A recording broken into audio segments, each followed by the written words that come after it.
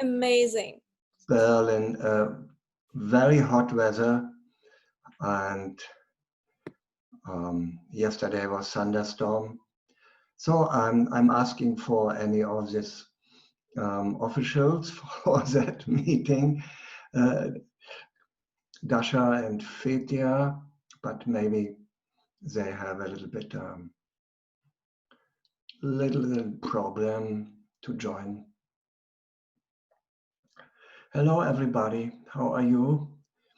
Some people are showing me their face and showing, hello Roman, hello iPhone G. Hey, Roman. Здравствуй. Привет, рад тебя видеть. Hello Oleg. And so that's Tatiana. DNS with a cat, that's great. Arthur, Anastasia, they are behind. Hello. Дашуля!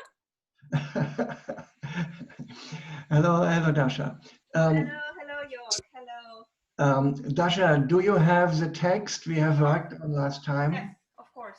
That's great. That we then in a minute we can put it on the chat. I think people... I thought that we could probably do the demonstration of the screen so that our followers on YouTube could also see what we're doing. Otherwise, they don't understand anything. Okay, that's great. Is it okay? Is it okay?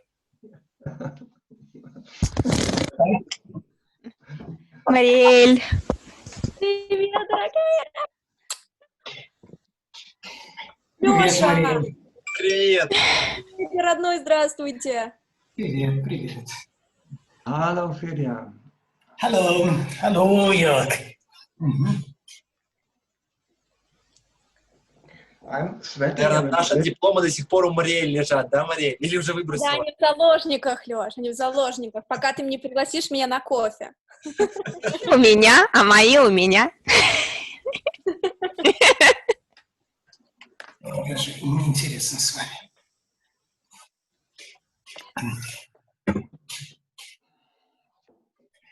Okay. Gut, warten wir noch ein wenig ab oder können wir schon starten? Yeah, I don't know yet because Yeah, probably we're waiting. it's always a little bit question when people join. Yeah. So I was asking someone at the university in England how they do handle it with these Zoom meetings, and when people are late, how much time do they give being late? What do you think? I don't know. 5? 5 minutes. And Yeah, we're probably 5 minutes, that could be. We're always given 15, it's too much. We have to work on this. 15. We also give 15, yeah, people are You coming. need 15. Yeah, 15 is an old-fashioned thing. I learned also when I was at university. But in our time. Teachers 15. Yeah, the teacher, of course, they can be 15 minutes late. Around the world. Yeah, and, but the students have to be in point time. That's a nice goal, I would say. Okay, I think not to letting it too late today in our third meeting, the third extended meeting, I would say, Dobry wieczór. Добрый вечер. Добрый вечер. Добрый вечер. We have here Dasha. She is leading that from the management in the background a little bit. Yeah. She has a text also what we are working on, and we have Tretья. Tretьya, thank you very much. Thank you, Dasha. Thank you, Jörg. Thank you.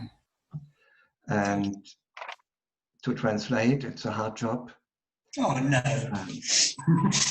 And we have here Marielle. For a few minutes, I ask her, please, a little bit to tell you about the activity in Moscow. Maya, can you say a little bit to that? And Sure. it would be nice. Should I shortly translate? Yeah, please.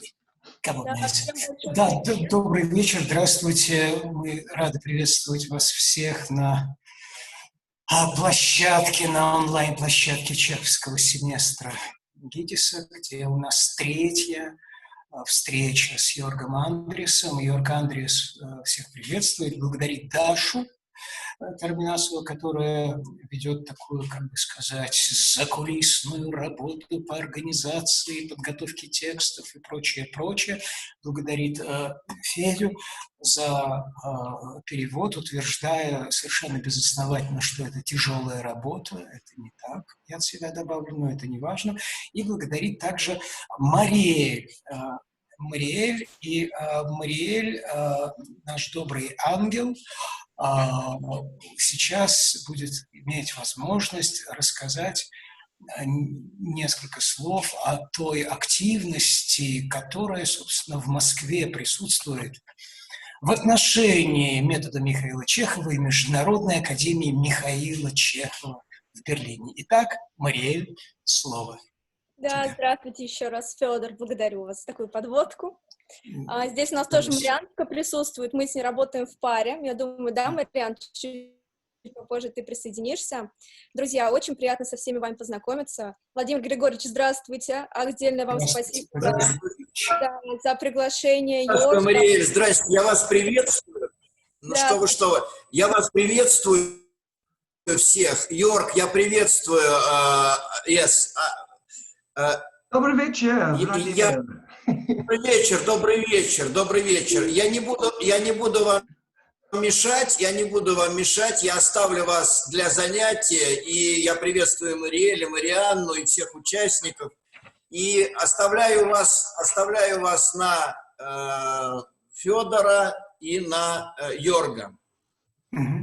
Володя said he don't will disturb us, and he just saying hello, and he's leaving us on, and probably York and Fyodor, and probably somebody else will care about everything. Да. Это правильно. It's right. It's right solution. Вкратце рассказать, что мы вообще делаем. Мы с Марианной являемся гордыми выпускницами Международной академии Михаила Чехова, чьим основателем, директором, главой является Йорг Андреес. Мы с ней отучились у него в Берлине несколько лет, как актеры метода и как сертифицированные педагоги метода. И так у нас в один момент пришло озарение, почему бы Йорга не привозить с модульной программой в Россию. И как-то мы все так сошлись на этой идее, знаете, это не было никакой там спланированной акции, просто будто бы Михаил Александрович сказал: попробуйте, вот так вот прям, попробуйте, да, я в порядке, попробуйте. И вот в марте того года Йорг прилетел на первую встречу в Москву. У нас появилось желание это дело продолжать, и в итоге мы с Марианной создали российское представительство Международной академии Михаила Чехова. Каждые 3 месяца Йорг к нам прилетает с модулем, с выходного дня, всякими программами, поэтому мы, конечно же, вас с огромным удовольствием приглашаем, кому откликнется, кто будет чувствовать, что хочет познакомиться лично и поработать. Welcome, правда, добро пожаловать, нам очень-очень приятно вас видеть. Приятно чувствовать ваш интерес даже через экран, и обязательно в чатике сейчас скинем наши контакты. Очень приятно со всеми познакомиться. Thank you very much. That was very fast. I couldn't follow with my Russian. Shall I tell you? No, I think it was everything right. I trust you, and I would like to say hello, Mariana. You just joined us for a moment. Please. Yeah. Hello. So that the people can see you. Да, всем большой привет. Мариэль уже нас представила, поэтому, в принципе, добавлять нечего. Просто мы хотим сказать, что вот мы скинем контакты, и на самом деле просто вы знаете, что вы можете задавать любые вопросы по этим контактам. То есть там будет страничка в Инстаграм, и там за нее отвечаем мы с Мариэль, и туда можно писать любые вопросы, не стесняясь, не переживая, начиная от каких-то организационных, которые вот я вижу, вы пишете в чате, когда будет следующий модуль, что, куда, как, до каких-то моментов, которые хочется спросить про, возможно, процесс творческий. Вот, больше добавлять не буду, отнимать времени тоже. Очень рада со всеми познакомиться. И продолжаем, ждем занятия. Спасибо. Thank you. You'll find here on the chat some addresses. That's just to let you know that there is something on also beside this wonderful activity of Vladimir and the Gites with the Chekhov Center. Вот, и вы все найдете, насколько я понимаю, в чате. И Йорг еще раз благодарит за чудесную работу, активность декана режиссерского факультета ГИТИСа Владимира Григорьевича Байчера и Чеховского центра, который на базе ГИТИСа создан и благополучно, успешно существует. Welcome again to all who have joined now in this time. And I would добро like... пожаловать, дорогие все, кто присоединился к нам. And I would like to ask Daria, can you put this text on the chat? Because we want to continue. Йорг просит Дашу в чате разместить тот текст, над которым мы будем продолжать работать. She will do that. It takes time. Даша сейчас. It's not a rush. You know, the theme, what we opened 2 sessions before, was the воображения. Да, вы помните, тема, над которой мы работали, это воображение. Imagination. Воображение, фантазия.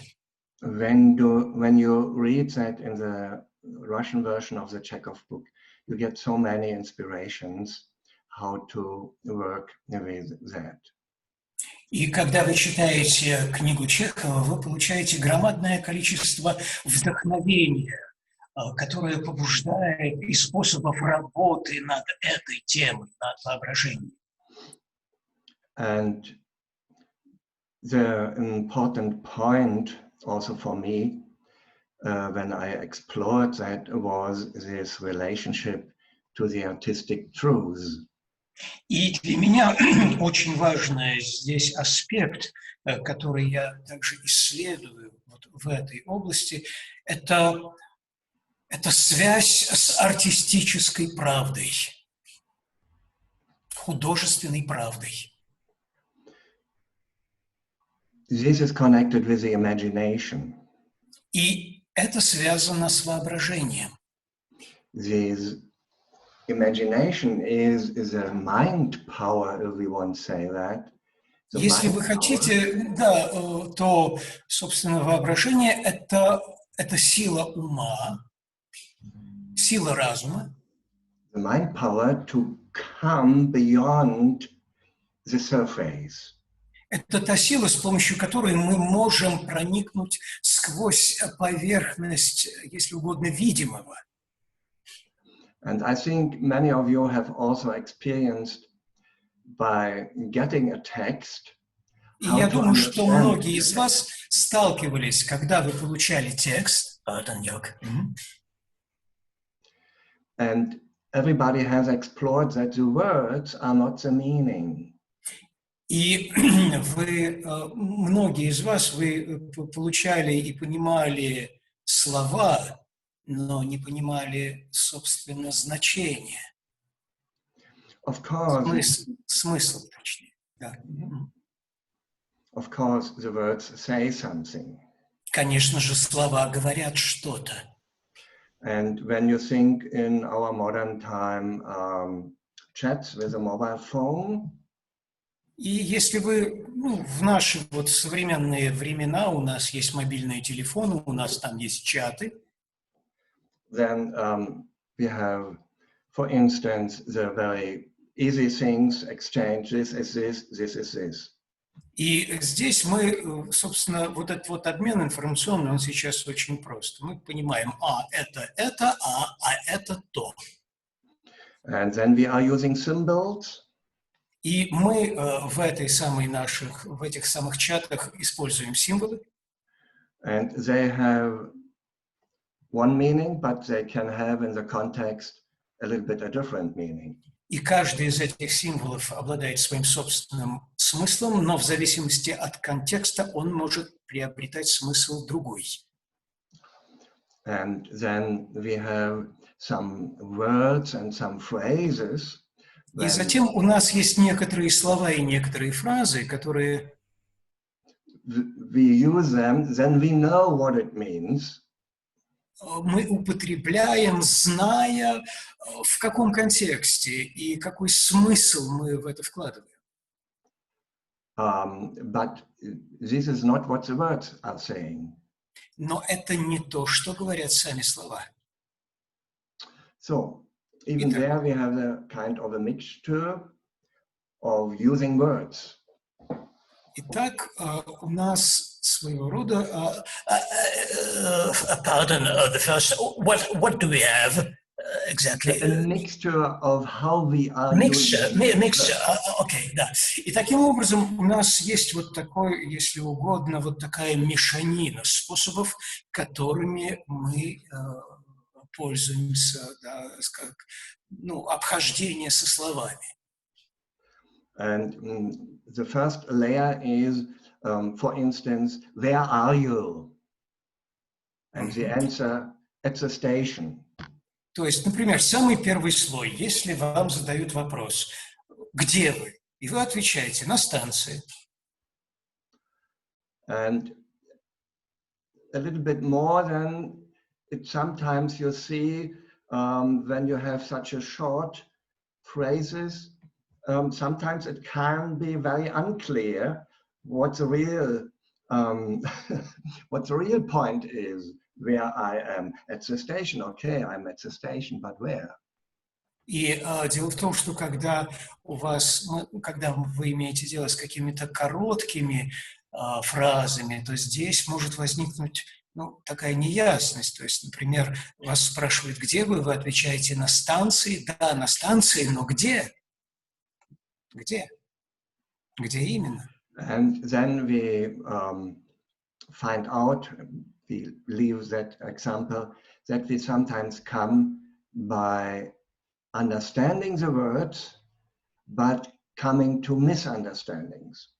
Но да, вы можете также замечать, что мы можем понимать слова, но это понимание слов нас ведет к недопониманию, например, ситуации.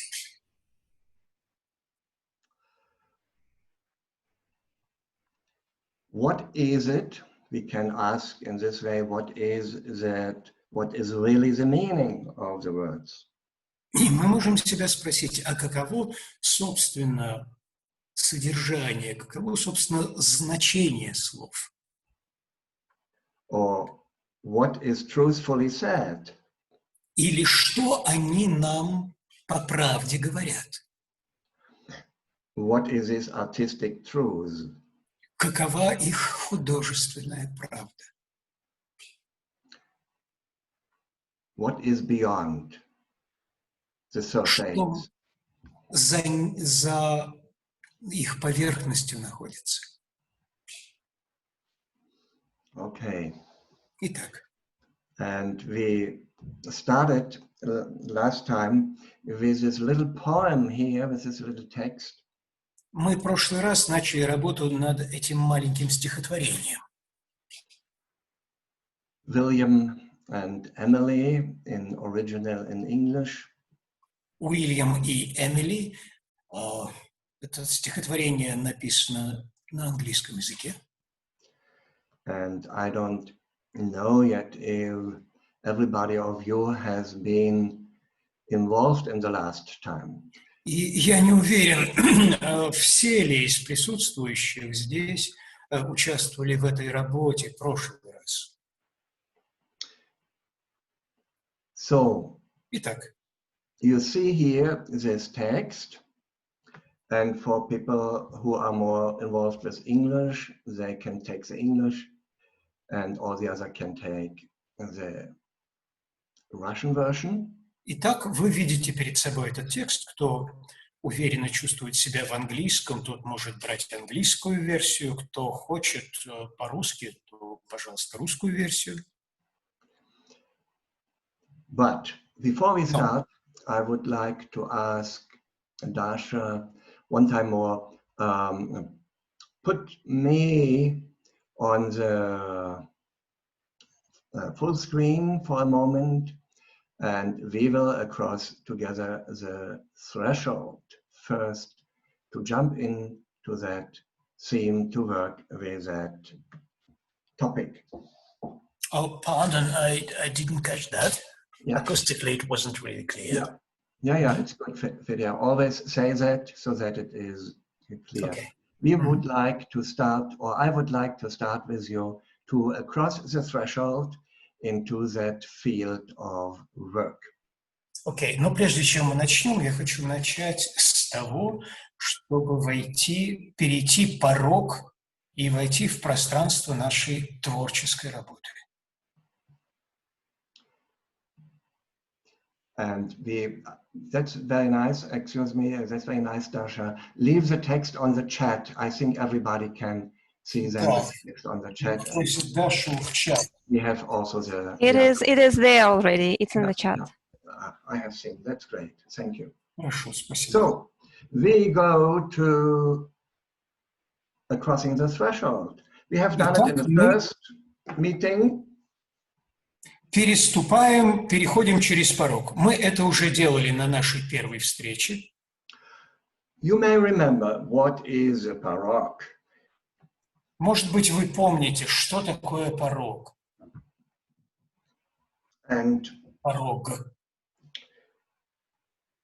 The порог, the threshold, is a pure imagination. Итак, этот самый порог – это чистой воды образ воображения.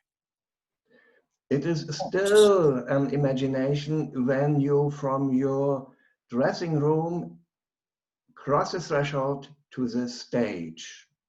И это остается образом воображаемым, даже когда вы из своей гримерки выходите на сцену. Living in the dressing room, changing the dress or have the makeup is in your daily life room. Дело в том, что ваша гримерка, то место, где вы надеваете костюм, где наносите грим, это часть вашей повседневной жизни. But being on stage, this is of course, the stage is part of your daily life. Но, конечно же, и ваше существование на сцене, то время, которое вы на ней проводите, это тоже часть вашей повседневной жизни. But being a character and enter the stage, you are in a different world. It's not anymore your personal life world. Но если быть точным, то, по сути дела, когда вы оказываетесь на сцене, то вы входите в другой мир, который не относится к вашей повседневной жизни. And this is why Chekov suggests to us that we have to distinguish between these both worlds. И это как раз то самое, благодаря чему Чехов предлагает нам разделять между собой эти два мира. That our creative work as actors is to create characters, to create them, and not taking ourselves always as the same person for the characters. И надо сказать, что суть нашей творческой работы заключается в том, чтобы создавать образы, а не выдавать самих себя за образы, за роли. So there is a threshold, and we can imagine you can do it sitting, you can do it standing, you can be where you are. I hope, Ophelia, you can understand me when I'm a little bit far away from the microphone. Hardly, but I would try. I will speak louder. That's great. Итак, упражнение порога. Вы можете делать это сидя, можете делать стоя, как вам удобно. The threshold creates the borderline in this way between your daily life and your creative acting space. И этот самый порог, он означает линию, которая отделяет вашу повседневную жизнь от творческого пространства игры. And you may imagine in front of you, imaginary, there is such a threshold. И вы можете просто представить перед собой эту линию, этот порог, линию порога. Myself is now standing, I switch the light on, myself is now standing in the daily life. Вот я сейчас стою в пространстве моей повседневной, обыденной жизни. With a little bit humor, here there is the artistic life. И вот там, передо мною, на небольшом расстоянии от меня, вот здесь находится жизнь, моя жизнь художественная. And here is a threshold. А здесь порог. It needs a moment of inner concentration. Для этого нужен момент внутренней концентрации. Okay, what do I want? Итак, чего же я хочу? I want work, creative, for a character, for a play, for an audition. Я хочу творчески работать над ролью, над пьесой или, например, над моментом прослушивания, пробы. I may know the text, for instance, or the plot, but I know at the same time this character on my text is not me. Конечно же, я знаю сценарий, я знаю текст пьесы, но тот характер, который я встречаю в этом тексте, это не я. And I know И я знаю, I am a creative actor. что я актер, работающий творчески. I can everything imagine for this character. Я могу все для себя вообразить для этого характера, за этот характер. I don't need to take my personal life to fill the substance of this character. То есть мне не нужно брать мою повседневную жизнь для того, чтобы дать субстанцию этому характеру. All the different characters in the world are much more interesting.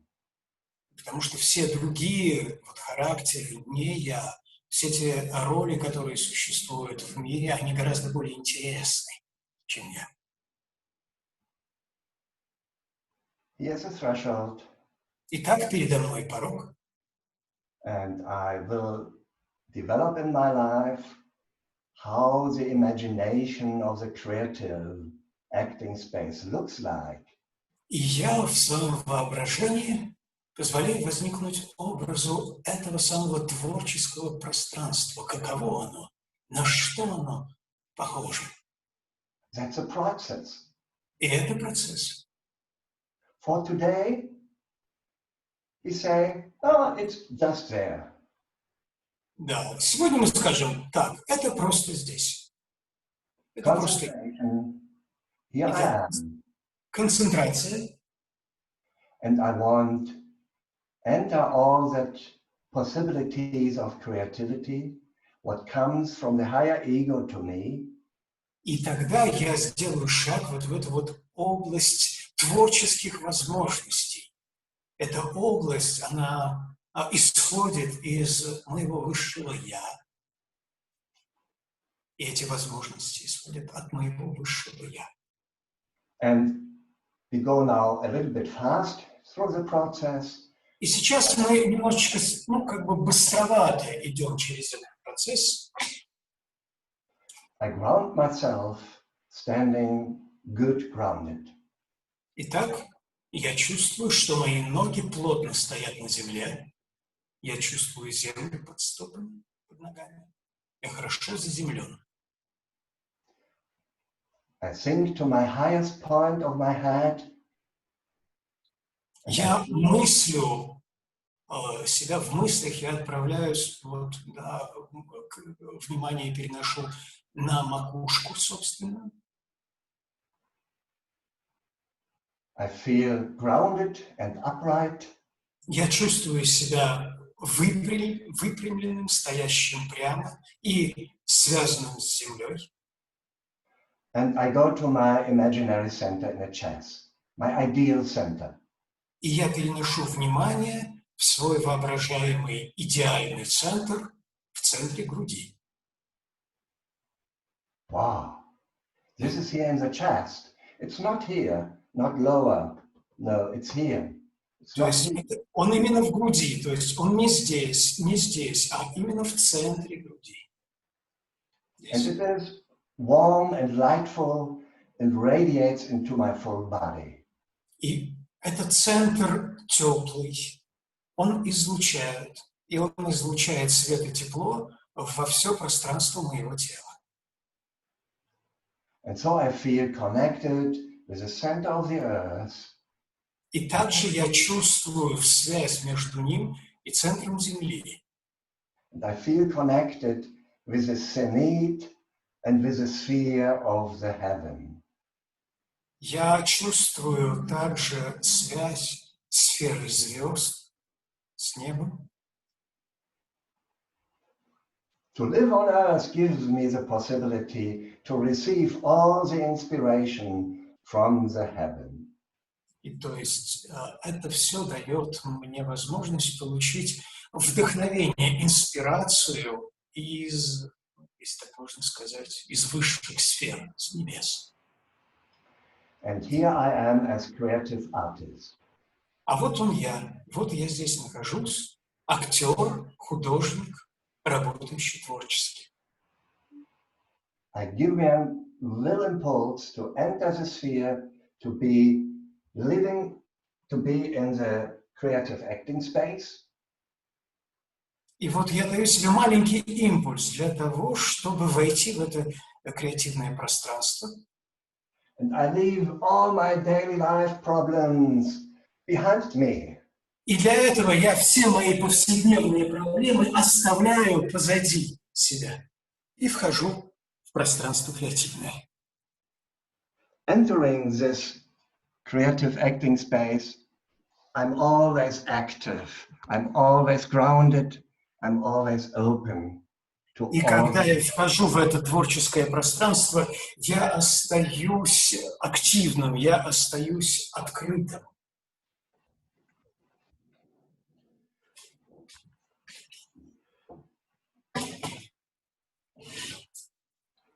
It is a concentration and it is an imagination. Это концентрация на воображении. And maybe it needs for some a little bit more time. И, быть может, для кого-то понадобится чуть больше времени. Кому-то. That one can trust and experience for oneself that Тут this нужно is a reality. доверять полному, ну, какому-то своему собственному ощущению того, что это нечто реальное. When Chekov speaks about the artistic truths, he gives also an exercise, and he says the best examples to explore the artistic truths are what? What do you imagine? И когда Чехов говорит об актерской правде, он дает еще одно упражнение и говорит, что лучший пример этой самой художественной правды, как вы думаете, что? Какой пример он дает? Что вы можете себе вообразить? Это вопрос. You can think for a moment. I give you the answer. Don't worry. Не беспокойтесь, мы ответ получим, но пока мы его не получили, мы можем что-то себе такое представить, подумать.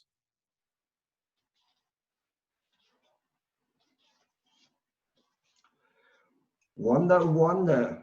You know, I think we wouldn't come by ourselves to that point. Знаете, ребят, вот сейчас нужно будет удивиться, потому что сами мы не додумались. It is in this book. Это упражнение есть вот в этой книжке, по сути дела, о технике актера. It's exercise 3. Это упражнение номер 3.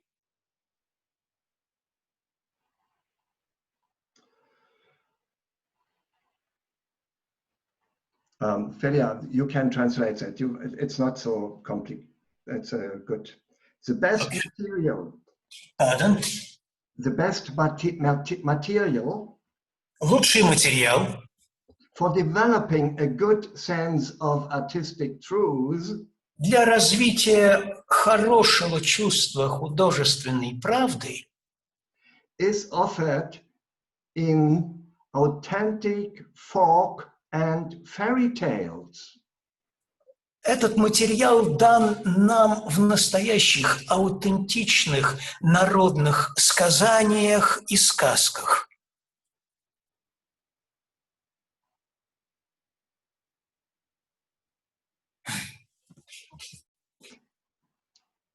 Great. Великолепно. Сказка ложь. What does he mean with that? Что он здесь имеет в виду?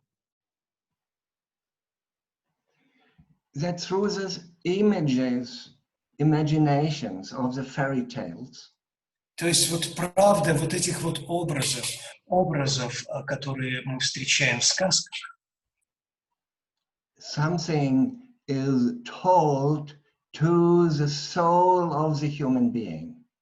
Нечто говорится через душу, от души к душе человеческой.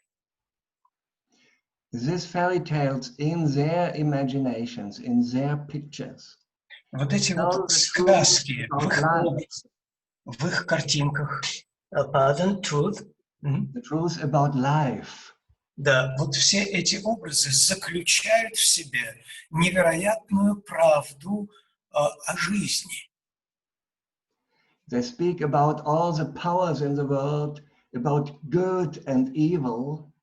Вот все эти образы, да, вся эта самая сказка ложь, на самом деле намекает нам на все те жизни, которые существуют в жизни, о силах добра, на все эти силы, которые существуют в жизни, о силах добра, о силах зла. And they give in different images also always a hope that the human being will stay in the end. Hope. The hope. Hope, okay, yes. И в конце концов, вот через все эти образы они дают нам надежду. Надежду достичь все-таки чего-то, да, для героя этой сказки. Да, что этот герой сказки чего-то достиг. Chekov speaks in this chapter then that these fairy tales point to a world what is deeper, higher, or whatever you will say to it, what is beyond the physical, materialistic life. И Чехов в этом самом месте своей книги говорит о том, что сказки указывают на мир, который более глубокий или, быть может, более высокий, как вам угодно, но тот мир, который находится по ту сторону видимых нами явлений. And when we study such fairy tales, for instance, И если мы, например, изучаем такую вот сказку, we can ask ourselves, what is this deeper meaning for the human being, for how the human being is connected with another human deep inside world. и тогда мы можем задать вопрос, а каким образом человек связан вот с этим вот громадным, великим, внутренним миром, если так можно сказать, да, внутренним. You can call it the world of morality, or you can call it higher world, or you can call it spiritual world, or whatever. И вы можете это называть либо моралью, либо высшим миром, либо как угодно, либо миром духовным, как угодно. Chekov calls that here objective wisdom. Чехов называет это объективной мудростью. An objective wisdom interfering with human fate. И fate, Дашенька, помогите, пожалуйста. Karma. Карма, судьба, все понятно. Судьба. Да, и это самое, да, естественно, конечно, я понял, да, я просто не расслышал это слово. Вот. И Чехов говорит о том, что во всем этом, да, есть мудрость, да, вот человеческой судьбе. And then he speaks very nice also in this chapter to the actor. И также он об этом говорит вот в этой вот книжке своей, в главе, посвященной воображению, в книге «Актёру». He says, as a private person, Он говорит, как обыденный, да, как просто человек. you may or may not believe in that objective wisdom. Вы можете либо верить, либо не верить в эту самую объективную правду. But as an artist, Но как художник, as an actor, как актер, he says, very strict, он очень строг здесь. you have to accept this point of view. У вас нет другого выхода, кроме того, как принять эту точку зрения. So that means it is not what you believe is yours. It's free. Итак, то, во что вы верите, это ваше право, это ваша свобода. But to understand that all that fairy tales, all that characters we get, that they have a deeper meaning of life as only to be such a text. Но действительно мы должны знать, что все те роли, все те характеры, которые даны нам в тексте, у них есть еще и другая, гораздо более глубокая жизнь, глубокое содержание, чем то, что, собственно говоря, нам дано в тексте. Each character is presenting a part of such an objective wisdom of a human being, of the human. И каждый характер дает и представляет собой какую-то часть вот этой вот объективной мудрости о человеческом существе. And Chekhov asks us, through developing the imagination, to come deeper and deeper to understand that. И Чехов предлагает нам развивать нашу фантазию, наше воображение для того, чтобы глубже и глубже входить в эту область.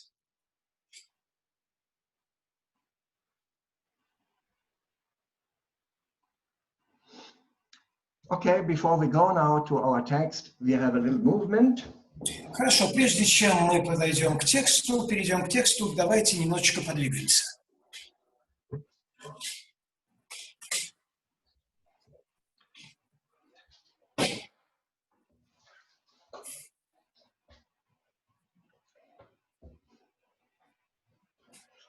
And I come here a little bit. It's a so-called pizza service. Some people know that, some people don't. Doesn't matter. Кто-то знает, кто-то нет. Это называется упражнение пицца-сервис. Пицца, доставка пиццы. You stand with your feet a little bit in this position. Ваши ноги вот немножечко вот в такой позиции. Yeah. Open feet. As if you sit on a little on a chair at the bar or so. У вас ноги немножечко, стопы слегка развернуты, как будто вы слегка сидите, да, на таком воображаемом стуле. And your pelvis is very flexible. И ваш таз, он очень подвижен. You can move it in one circle in this direction. Можете в одну сторону по кругу двигать его, можете в другую. You can move it in the other direction. Have fun with that. В разные стороны. Okay. Хорошо. And we connect with that. A movement of the arms. И теперь мы свяжем это с движением. I offer you an alternative job. Yeah. Вот представляете, вы можете вот так научиться, какой-то дополнительная работа у вас будет. Here you have the pizza. Сможете пиццей. Вот здесь у вас пицца. Yeah, okay. And you are standing in front of a door. Somebody has ordered your pizza. И вы стоите перед дверью, кто-то там заказал пиццу вам. Тот, кто живет. Yes. And then the door opens. And И затем дверь открывается. Here is your pizza. И вы говорите так, вот ваша пицца.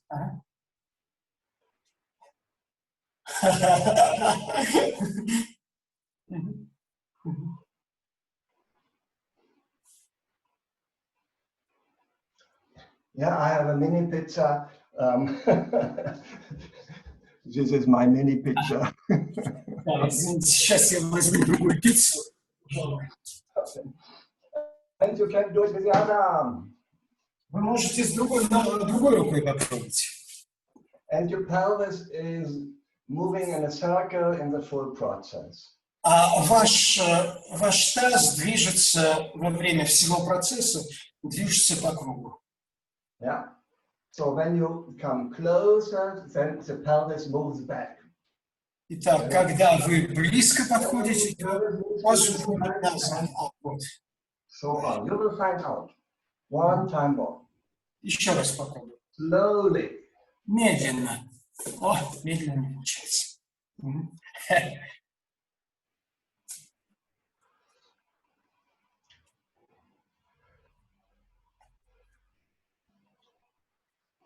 You may sense to make it comfortable for you.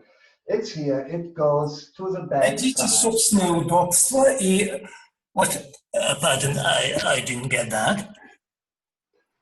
It goes now to the back side, and now pay attention. It crosses in front of you. Do you see from here? From here, it comes to the front. And this is the pelvis movement allows you because the pelvis is now to front. И вот смотрите, вот в этот вот момент таз уходит вперед. Have fun with that. Try out. Don't worry. Попробуйте вот найти вот эту, вот координацию. Yeah. And one time more with the other arm. The first one. Еще разочек с другой рукой. Up.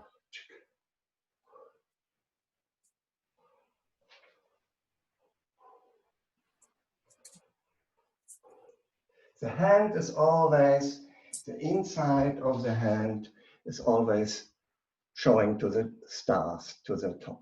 То есть ваша ладонь всегда развернута к звездам.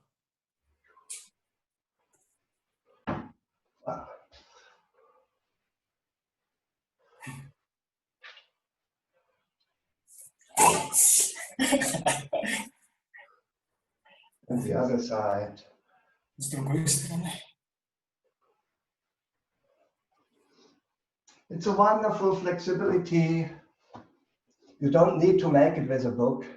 You can just do it. И можно отложить книгу, да, вы можете просто... Just having this movement. Просто вот это вот движение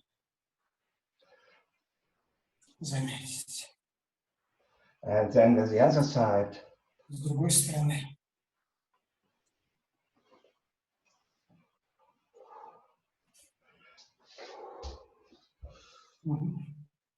Можно двумя руками попробовать. Thank you. Спасибо. Get frozen on our chairs. Вы можете радостно вернуться на ваши стулья. So now, Итак, it's of course a very limited example we have with William and Emily. конечно же, вот в этом вот стихотворении Уильям и Эмили мы имеем дело с каким-то довольно ограниченным примером. But the nice thing is that for the male and for the female, it's just the same text. Но что интересно, дело в том, что для там два героя, мужчина и женщина, и у них один и тот же текст. And it is their life they had together. И всю свою жизнь эти два человека, мужчина и женщина, прожили вместе. What I would like to ask you, even if you have done it before, read the text one time more and become aware of that, how you can imagine their situation they are in, how can you imagine as a woman, Emily, as a man, William. How can you see them? И я предлагаю вам еще раз прочитать этот текст, даже если вы уже читали его до этого, но попробовать представить себе, вообразить те жизненные ситуации, которые прожили Эмили и Уильям, и, соответственно, для мужчин за Уильяма, для девушек, женщин за Эмили.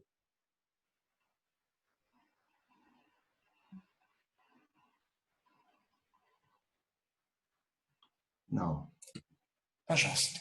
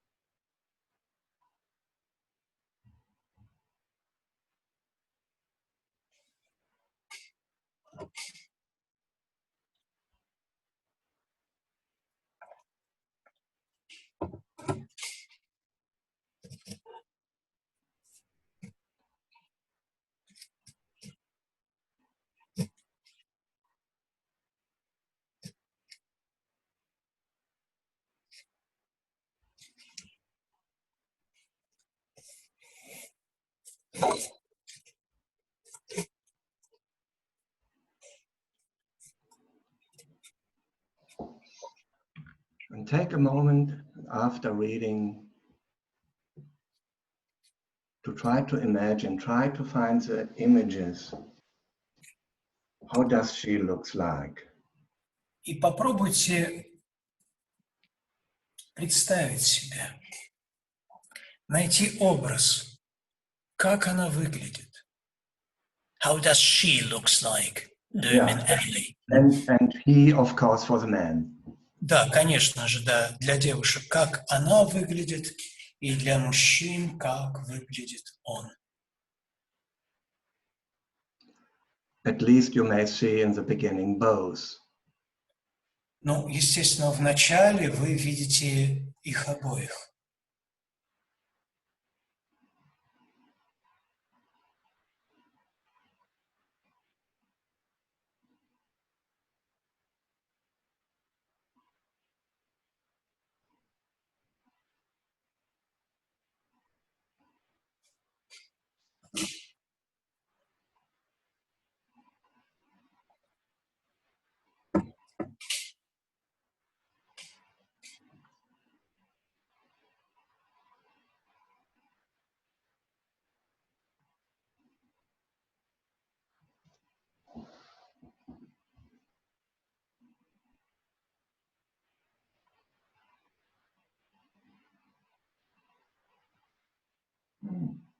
Mm-hmm. Yeah. You may find that it is not so easy to find one picture. Может быть, вы замечаете, что это не так уж просто найти одну картинку, один образ.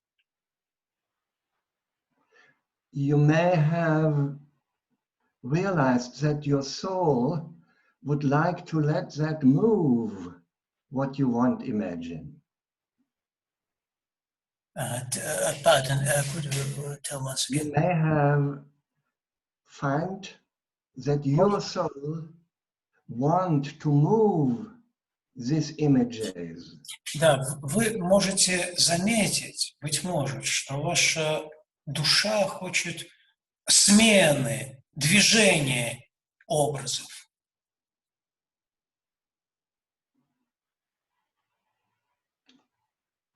It's more or less clear.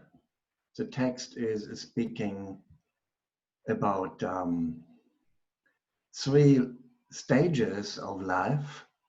И это понятно, более или менее. Почему? Потому что этот текст рассказывает нам о разных этапах жизни.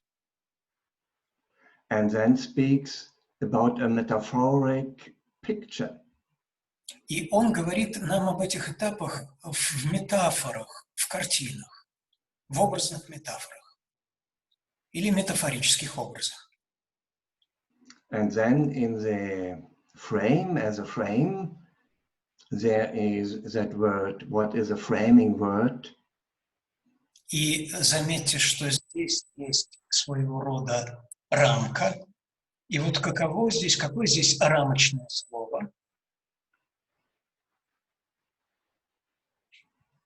Любовь. Любовь. And in this frame, something happens. И вот внутри, в пределах этой рамы происходит нечто.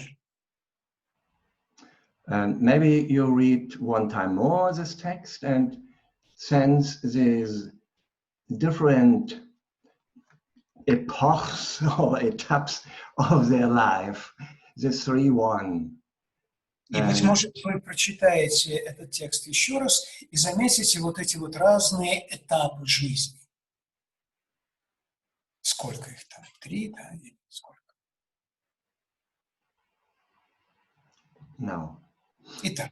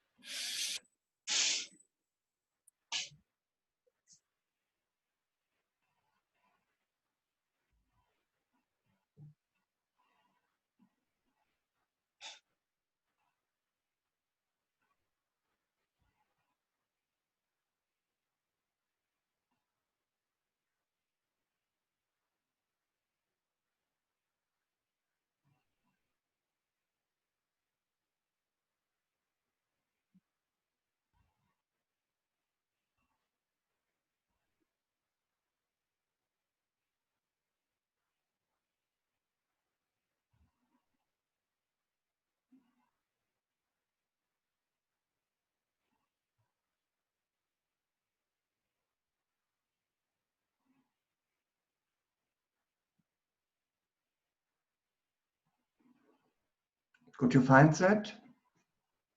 Вы нашли? Yeah. Вы нашли? If not, please give a sign. Если не нашли, дайте знак. And could you find that what I meant as a kind of a metaphoric picture? What is a metaphoric picture? И вот, быть может, вы нашли вот эти метафорические образы. Что там за эти метафорические образы? Какие они?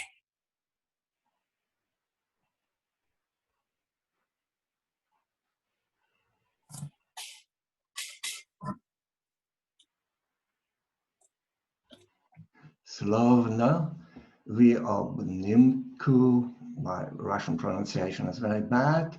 No. Выходите из знакомой комнаты.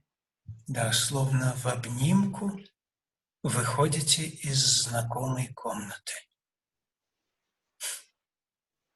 This is a kind of a metaphoric picture. Это своего рода метафорический образ.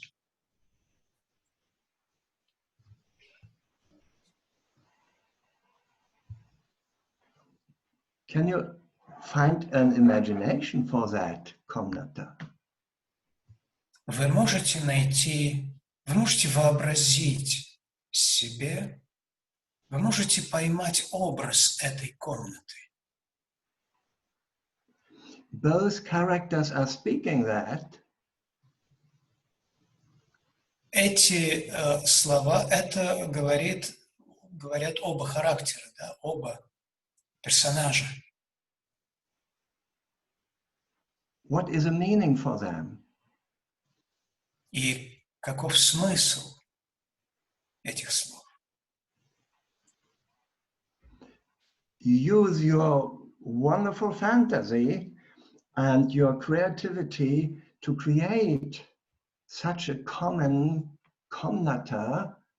И вот попробуйте действительно использовать свою фантазию для чего? Для того, чтобы создать вот эту комнату. How does it look for them? Как эта комната выглядит для них? What do Для they mean? этих персонажей. Что она для них значит? Of course, you will know it has nothing to do with you. Конечно же, с вами это никак не связано. К вам это не имеет отношения. You use your power of imagination. Используйте силу вашего воображения. And there is very often such question coming up. Yeah, but... Which question? Yeah, the question I will say now. The question coming up, yeah, but I'm... Окей, да. Очень часто возникают вот такие вопросы. Да, но... I'm using something what I have experienced, what I have seen. То есть, да, я использую то, что я знаю, да, из своего собственного опыта, то, что я сам видел. That's true. Это так. Of course, I'm using out of my inner world, out of my pictures, something, the material. But I give the material an absolute new order. I transform it. I give it to that characters to create their space. Конечно, для того я вскармливаю свою фантазию нечто материальное, чем-то материальным. Но вот это материальное все, да, я совершенно другим новым образом упорядочиваю. Я для того, что я знаю, предоставляю новое пространство. The details or some substance of the imagination is taken from some of all the things I have seen. То есть, конечно же, детали или субстанцию моего воображения я беру из всего того, что я видел, из всего моего опыта, да? From all what I have experienced. Из всего того, что я испытал. But I give it in relation to that characters and their story.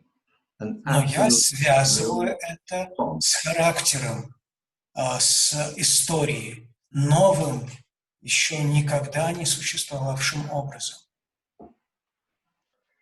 And also I open up to a kind of objective wisdom Chekhov speaks about.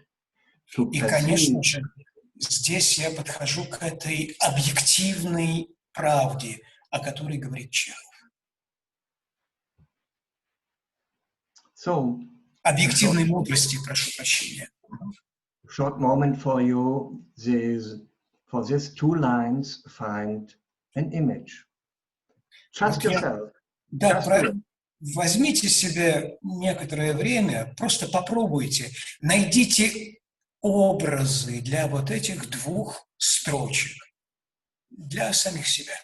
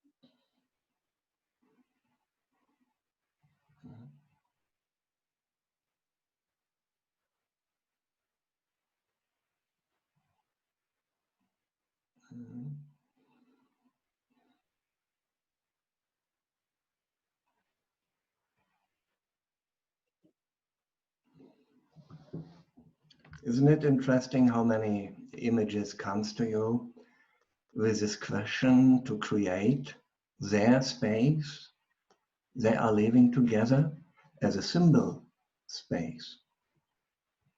Не удивительно ли, сколько образов приходит к вам в ответ на этот маленький вопрос, на вопрос о той комнате, которую они покидают? Да, что...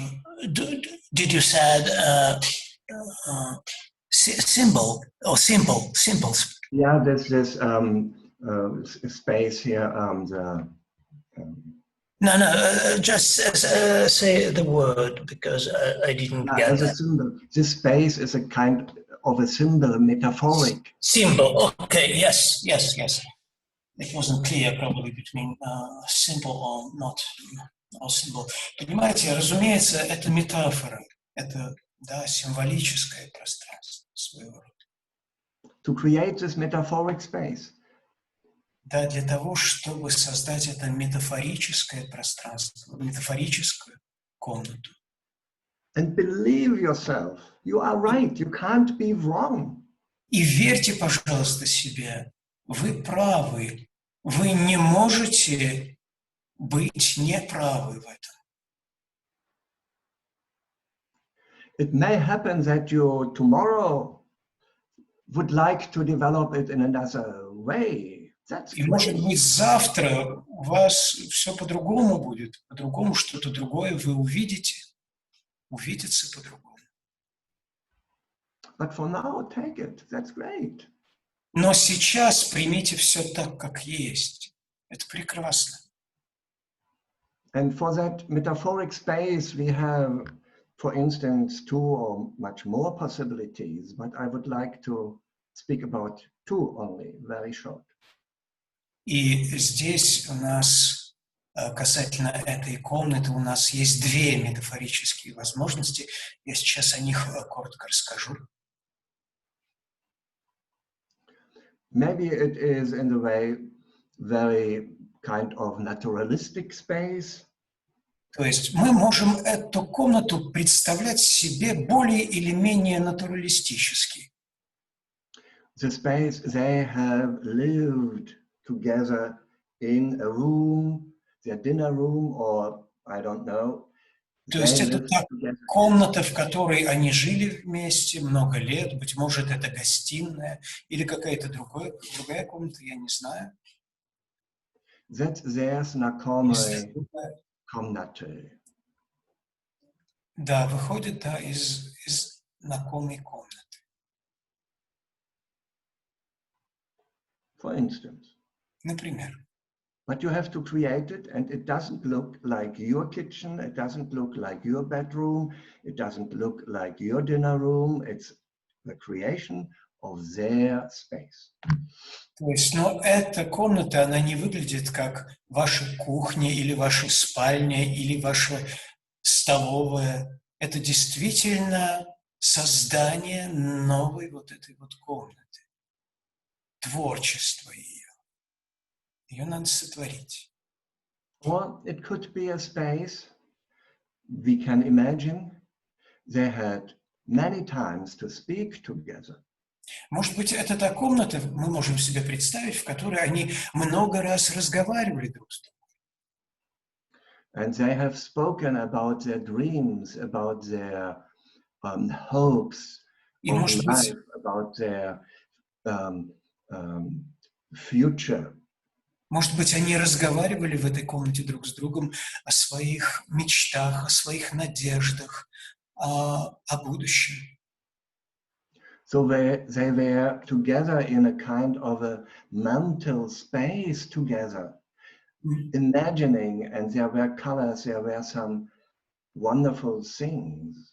Может быть, они были там, в этой комнате, в одном воображаемом пространстве, в котором возникали цвета, картины и прочее.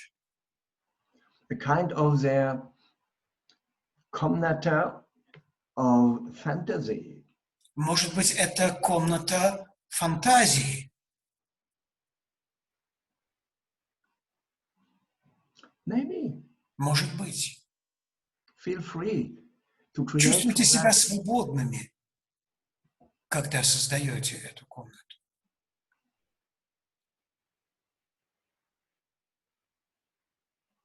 Take a moment, one time more, to look at it. Еще раз посмотрите, пожалуйста, на эту комнату, понаблюдайте ее.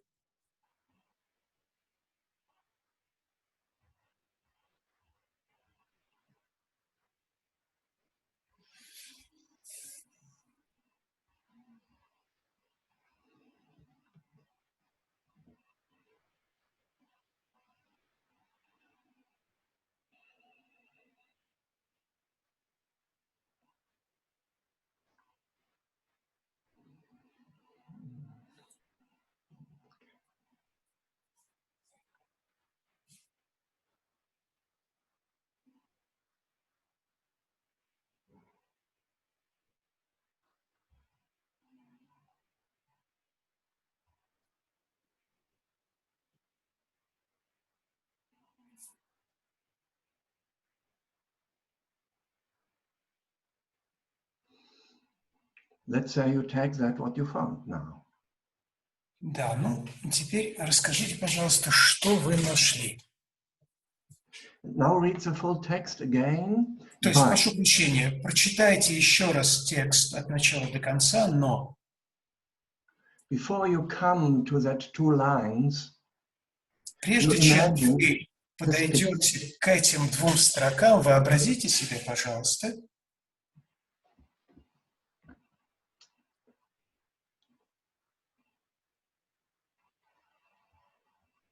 imagine what properly? Imagine when before you come to that 2 lines. of the metaphoric space, imagine this space and speak inwardly or reading, or you can speak it out loud for yourself.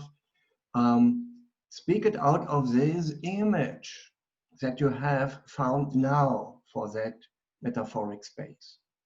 И вот когда вы подойдете к этим двум строкам, вот этим вот о метафорическом этом пространстве, об этой метафорической комнате, вначале представьте себе это пространство и говорите, пожалуйста, из этого видения этого пространства. Don't rush. Не торопитесь.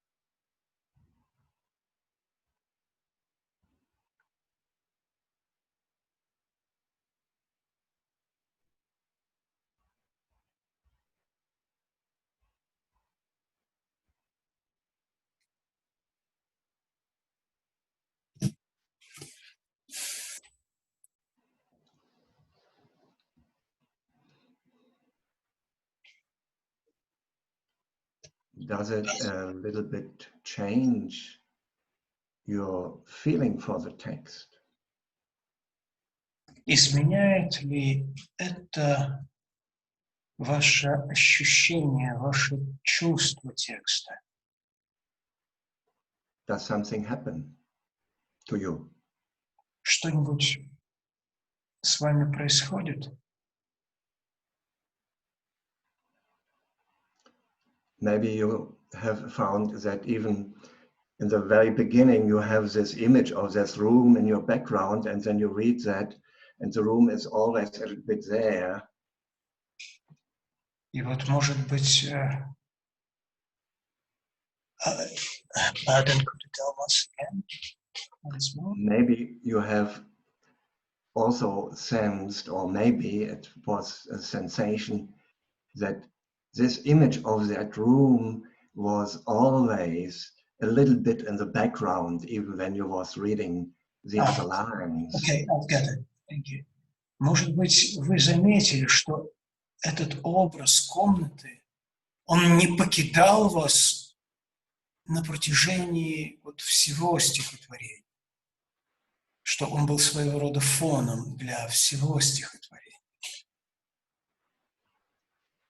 And then when you come to that lines, you just imagine it more clear and speak or read that then out of that image.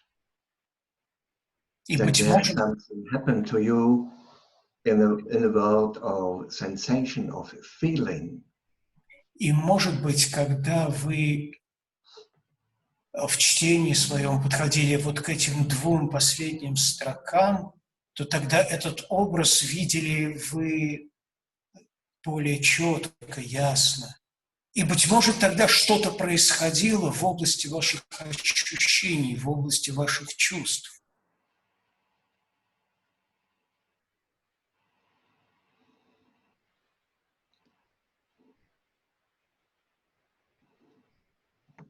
I'm very sorry that we not make it as an open discussion of that things. Я прошу вас прощения, что мы не работаем сейчас в форме открытой дискуссии. But I hope that, and I have the image that this is just something happen. And maybe you have through that process, even for later, a kind of an example how to structure for yourself or how you ask questions for yourself.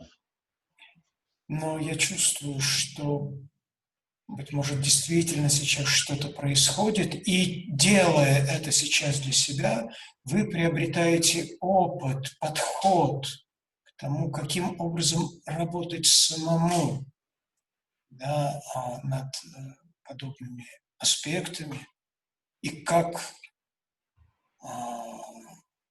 задавать вопросы, самостоятельно задавать вопросы.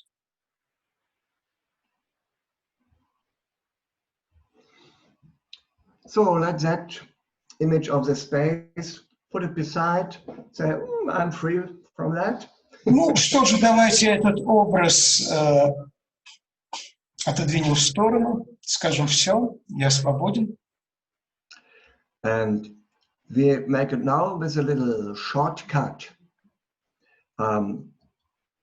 Take the image you get, you can catch up and believe for today, for now, that it is the right image. Tomorrow you can change it. И вы можете сказать, сделаем такой шорткат и попробуйте сказать, что вот какой образ сегодня был, такой значит хорошо. Может быть, завтра он изменится. Just go through the 3 stations of their life. The young. Просто пройдите через вот 3 этапа их совместной жизни. Вот когда они юные. Then the kind of a middle age and maybe then older age. Потом, ну, если так можно сказать, средний возраст и возраст уже солидный, пожилой. And imagine them, and with your focus of your female or male character, in a concrete situation. For now, Попробуйте, в зависимости от того, какой характер вы взяли, какого персонажа, вообразите его себе в конкретной ситуации. Какой-либо конкретной ситуации. Find a picture for it, find an image, find a situation. Найдите какой-то образ, найдите картинку, найдите ситуацию.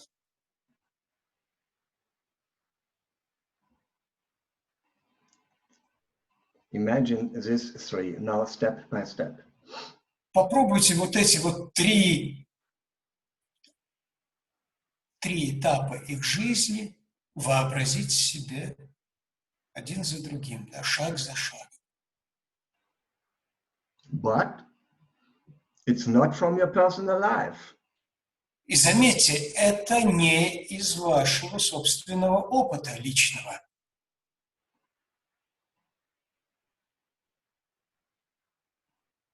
They don't hold the hand with each other as you hold it with your friend.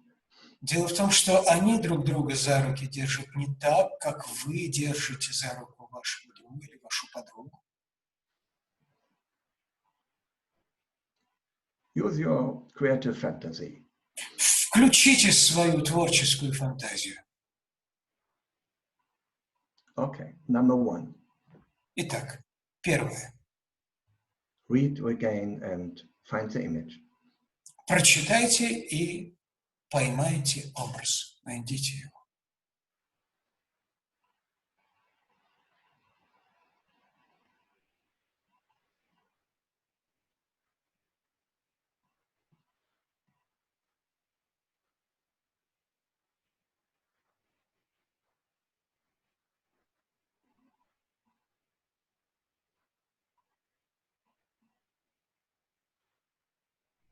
What was it? In which moment have they experienced that?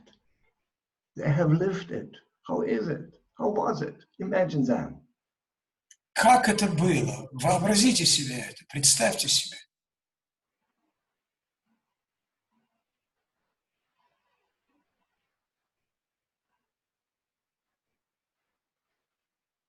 Yes, and take it. Believe it for now. И поверьте в это. Поверьте себе.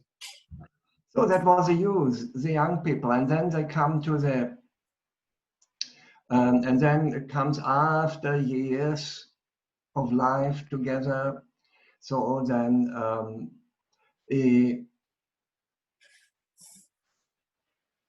voi sami, ja, požil dolgo жизнь вдвоем.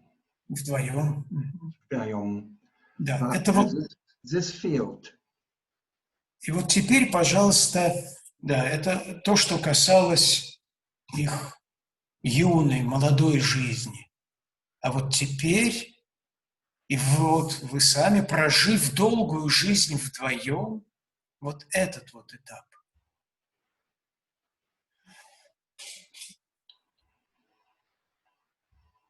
What was the situation? Что там за ситуация была? In which moment did they realize that? В какой момент они это поняли?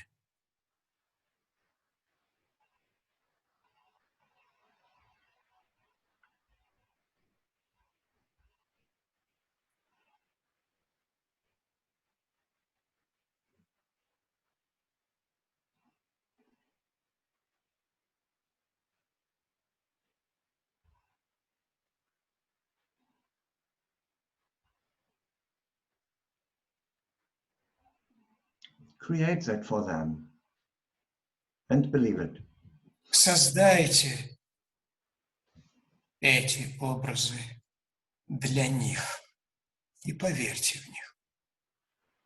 Поверьте им. Second image. Второй образ. And now then it happens that they realize that the fire is sinking and gradually fading away. In which situation, how can you imagine them? It's another life moment. И вот в какой жизненный момент, в какой ситуации они понимают, что, да, что пламя убывает, что они ощущают убывание пламени. The third state. Вот этот период их жизни. And maybe here's an interesting point that most of you will not have experienced that in their personal life. И может так случиться, что в вашей собственной жизни подобного вы никогда не ощущали. Прекрасно. How can you imagine that? What happens in the life? Так как же вы можете это себе вообразить? Как это происходит в жизни? Что это такое?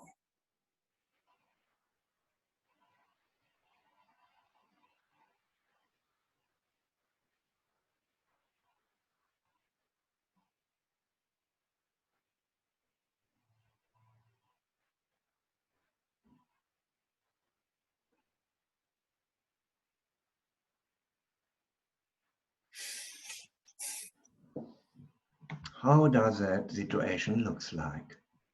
Take it, believe it, for now. Попробуйте, примите, что там за ситуация. Увидьте ее. В какой ситуации они это понимают? Увидьте ее, примите ее и поверьте.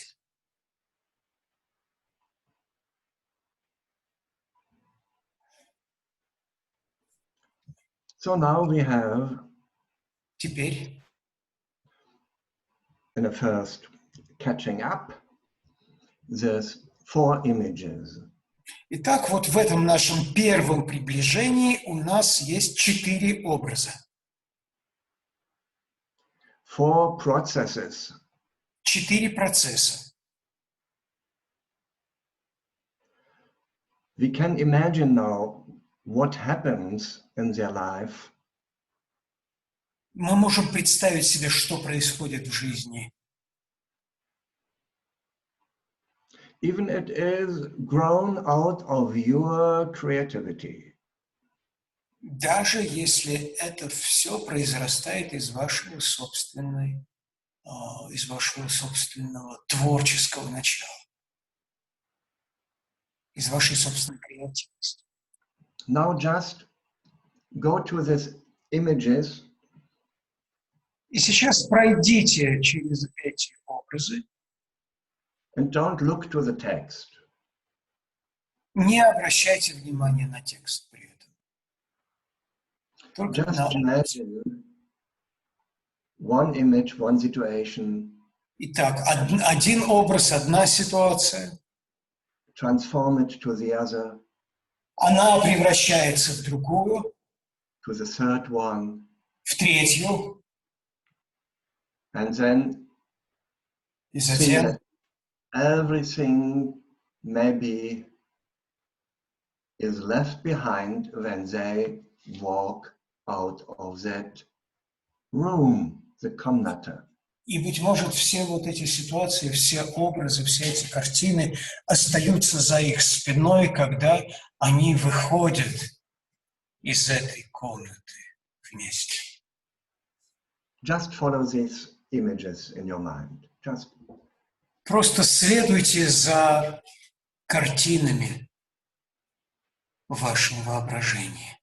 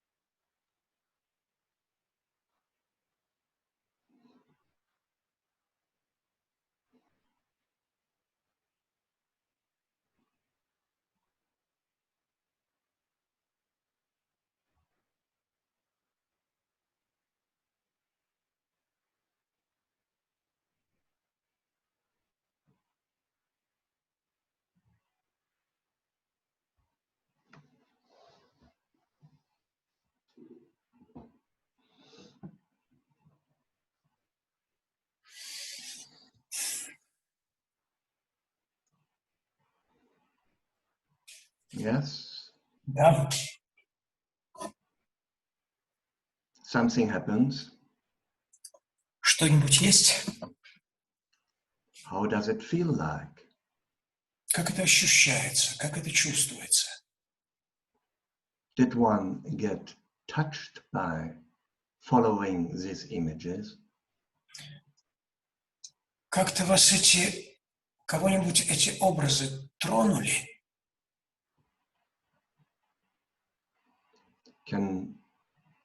Do one feel with them?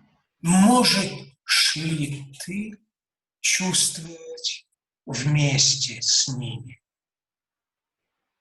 And we don't need the words anymore. Так что даже и слов не нужно больше.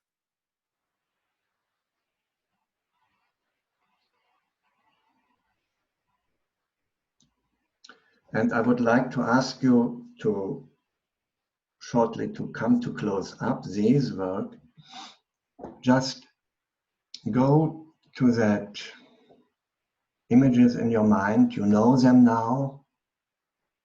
They are all around you.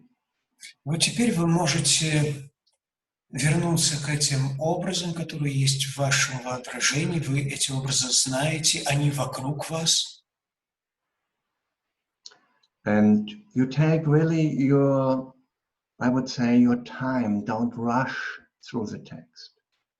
И теперь я бы предложил вам, я бы сказал так, возьмите себе время, не торопитесь, не пробегайте через текст, по тексту.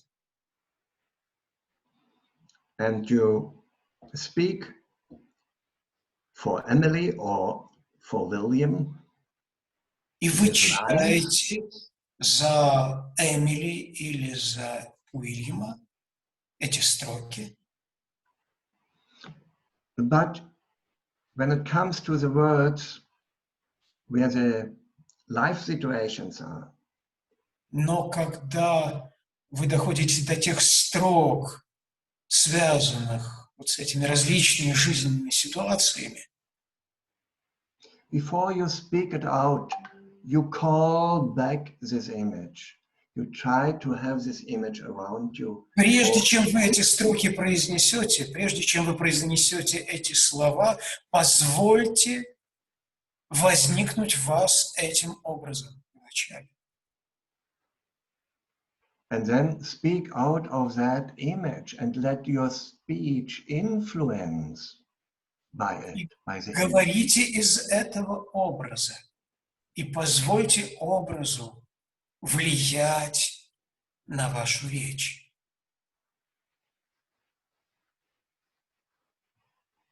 And after that, И после этого, that's the time.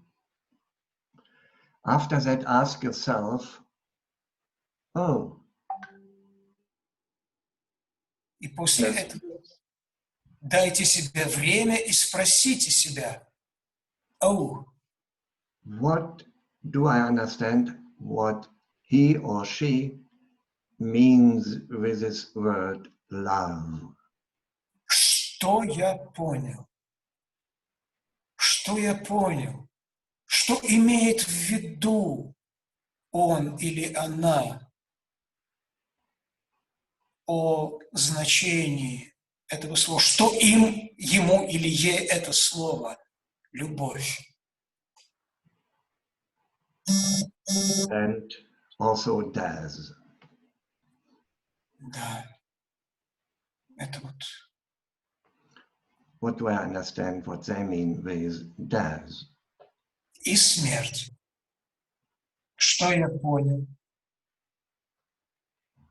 But this is after you have taken the time and speak the words out, creating the images, speak the words out, and after that you ask you about these both words. То есть, говоря коротко, создаем образ, говорим из него, создаем образ, говорим из него, а потом мы задаем себе вопрос, что мы поняли из этого процесса. Да? За них обоих.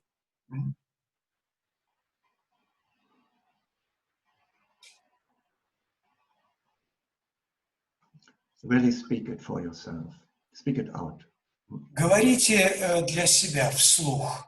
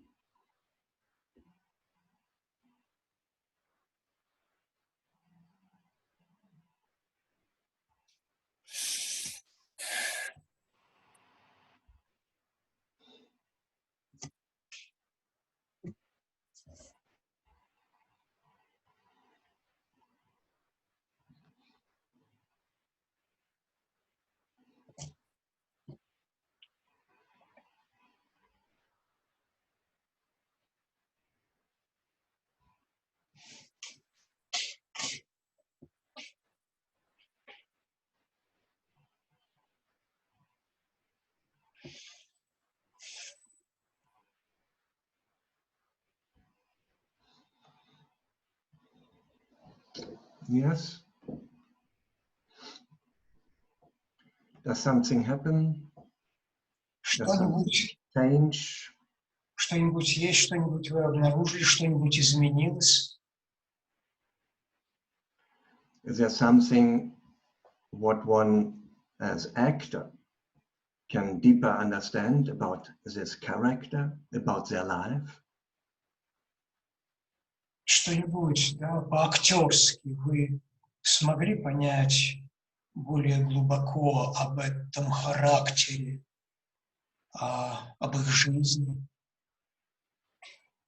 Is there something what you as creative actor would like to develop, to work out, to deliver it to any audience?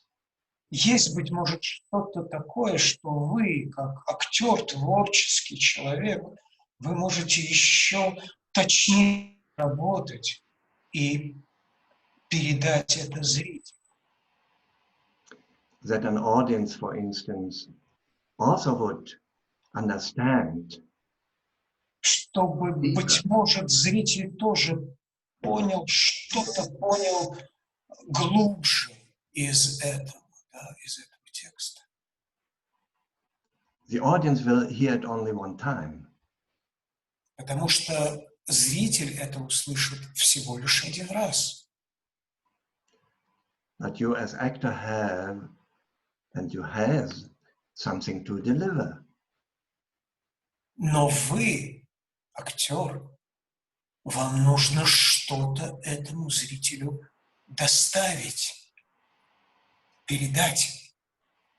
You are not anymore delivering words. То есть вы не передаете просто слова.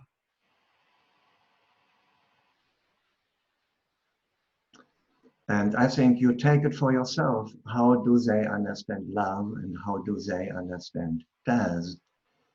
И вы, быть может, для себя определите, как они, and they, do you mean audience or characters? Yeah. Audience, да. И, быть может, вы тоже заметите, как зрители, что для зрителей значат эти слова «любовь» и «смерть».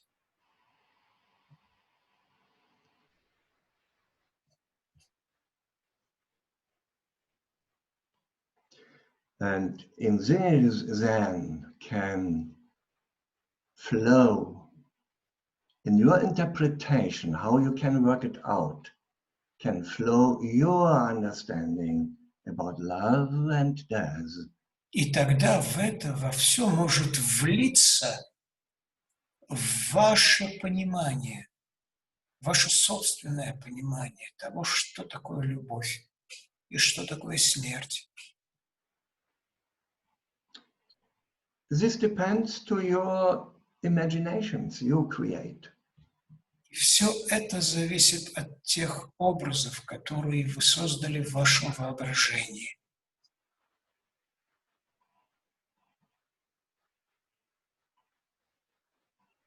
Okay, I think we should close that up with that images text. Pardon? What we should? Up this work, imagination or images for text. Нам нужно как-то завершить вот этот вот этап работы, связанный с обнаружением, с нахождением образов в тексте, по отношению к тексту. Please take it. It is only one example for it. Попробуйте действительно отнестись к этому как к одному из примеров, из возможных примеров подхода, работы с образом и с текстом. There are some other perspectives for the same topic. Потому что, конечно же, существуют в этой теме и другие перспективы, другие возможности. But I hope something was speaking to you through that process. Но я надеюсь, что что-то вы для себя из этого процесса приобрели, что-то вам такое говорило, да, через этот процесс.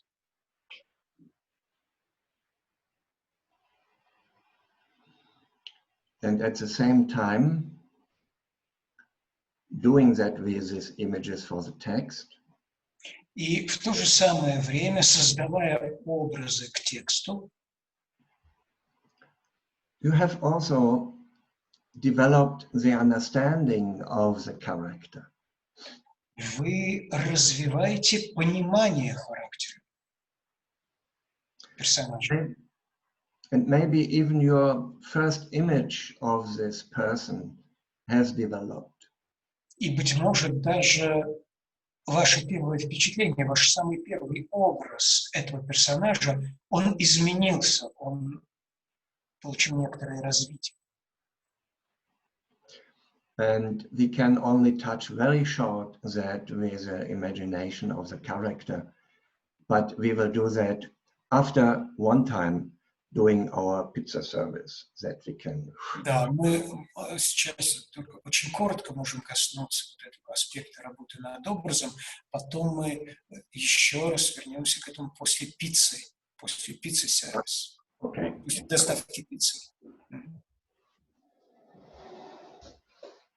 Итак, пицца.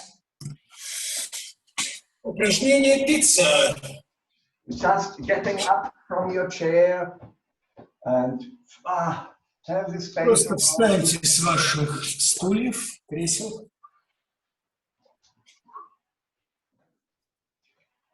And here's a pizza, and it moves. Вот она, пицца. Try to find it as you can manage it. Don't worry. Не торопитесь. Попробуйте найти способ, как это делается.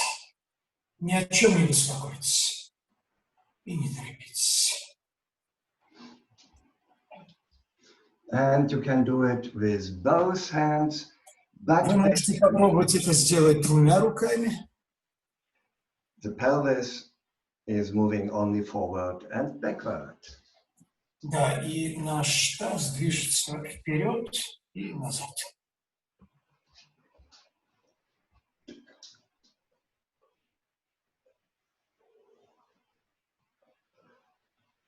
Опа.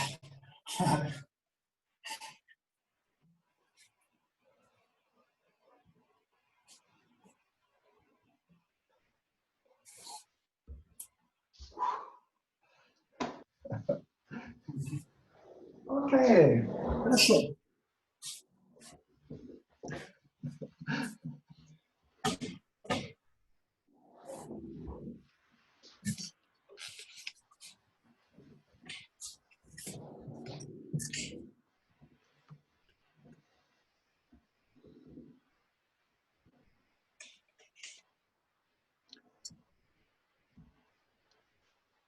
I only want to say some words about this imagination of character. Кто-нибудь хочет что-то рассказать вот об этом, да, о видении образа, характера, персонажа? Even that is also only one little aspect. Даже если это будет какой-то всего лишь один короткий аспект. Because in the end of this session, I would like a little bit to hear from you how it was working with that imagination and text. Потому что в конце нашей встречи мне хотелось бы услышать от вас, чем была для вас эта работа с образами и с текстом.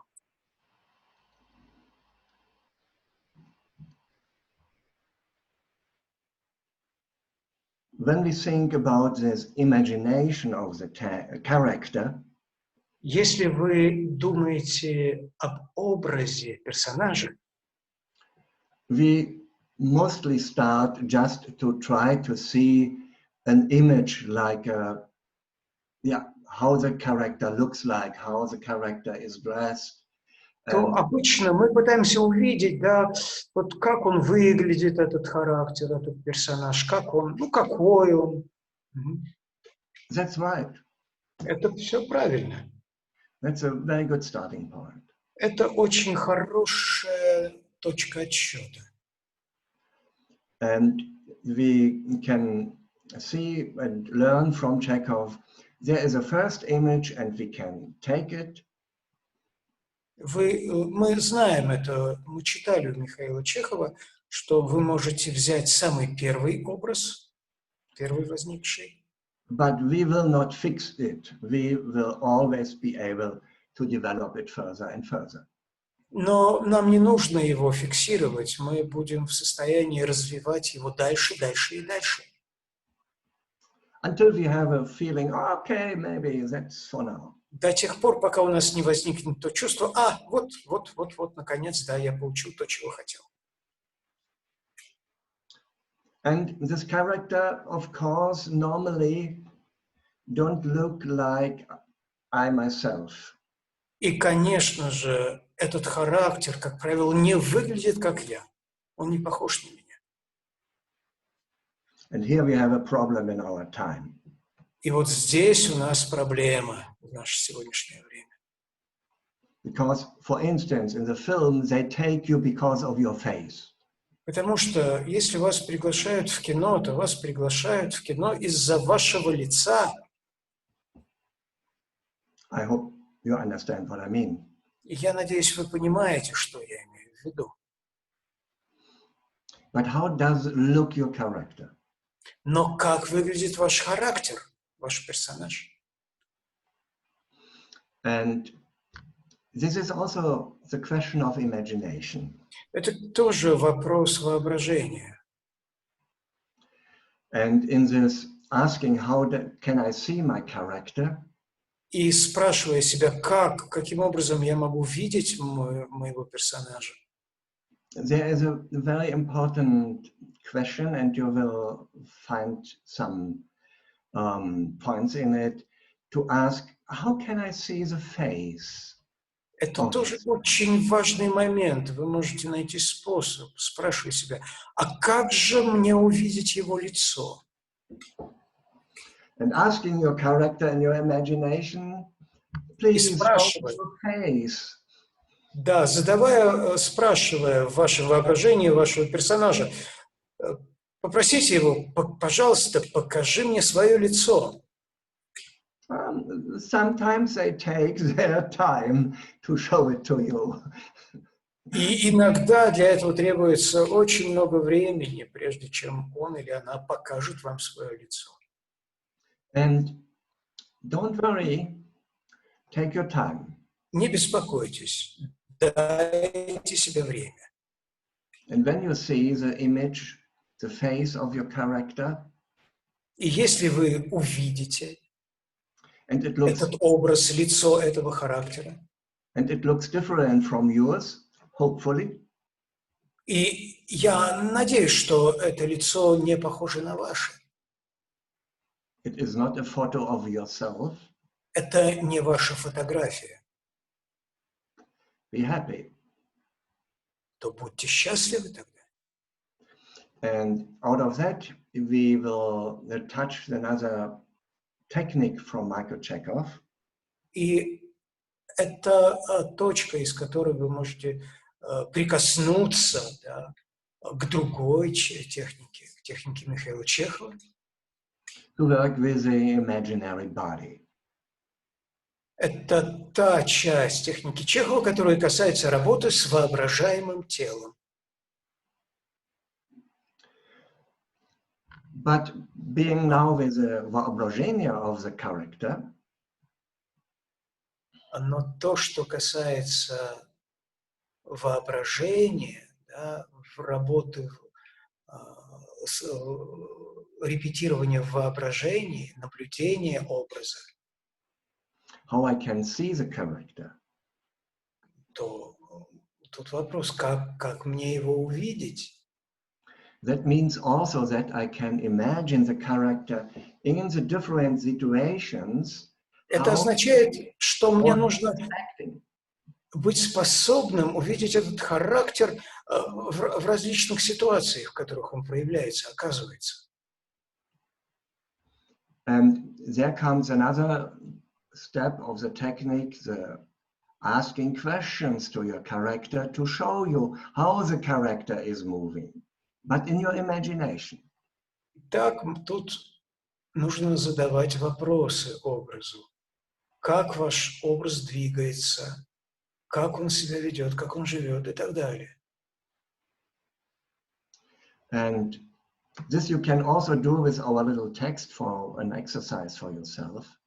И, конечно же, вы можете это сделать, эти вопросы воображения, задавать персонажам в работе с этим нашим маленьким текстом, который мы взяли для упражнения, коротким текстом. And you may have already seen them in 3 different situations with different movements. Итак, вы увидели эти характеры в этих 3 разных ситуациях, 3 разных движениях. This is one part. Это одна часть.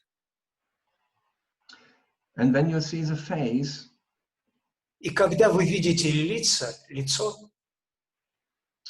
then you will, with the help of your imagination, also deeper understand that you in this face, how you see it, and maybe also how you are creating it, working on it, how you see through that face something more.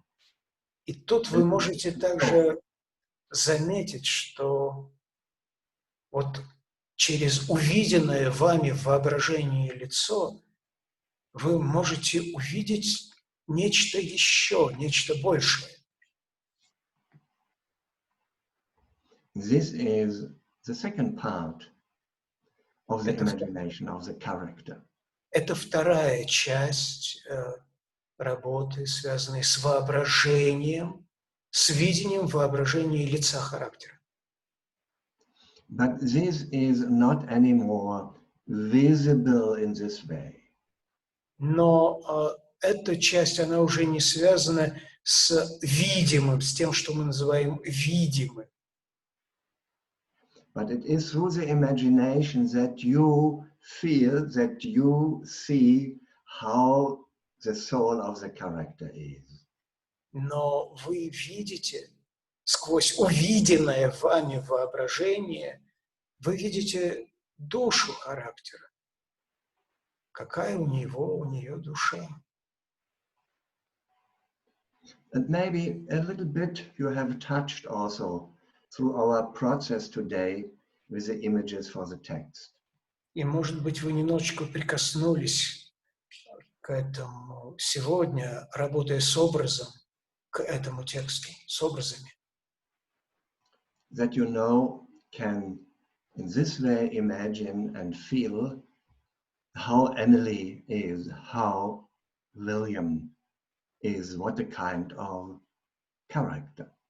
То есть вот в ходе этой работы вы можете почувствовать, вы можете увидеть, какой Вильям, какая Эмили и что чувствуют эти персонажи. Who they are. Кто они.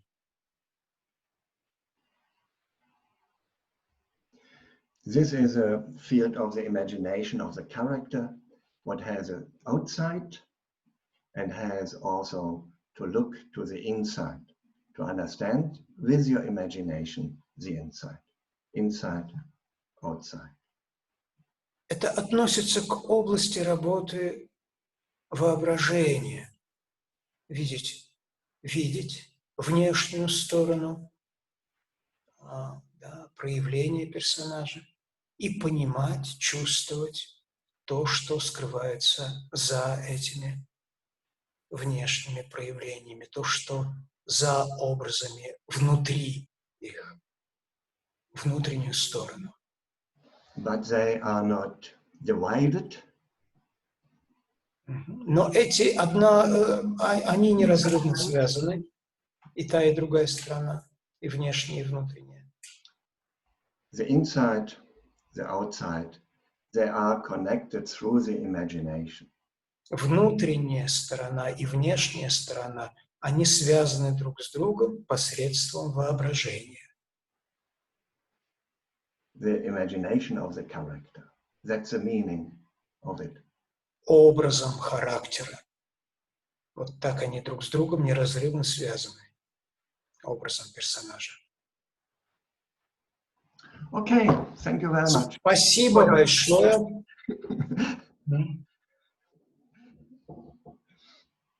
So, Итак, I tried today to be really in good timing. я попробовал сегодня действительно не затягивать. And so, I would like to say, really thank you very much to follow this process, and we could close it up for everybody and also crossing the threshold. But afterwards, I would like from those who can stay a little bit longer here to hear about the process we have done with the imagination, with this text. Is that okay for you? Итак, друзья мои, я действительно благодарю от всего сердца всех тех, кто прошел от начала и до конца.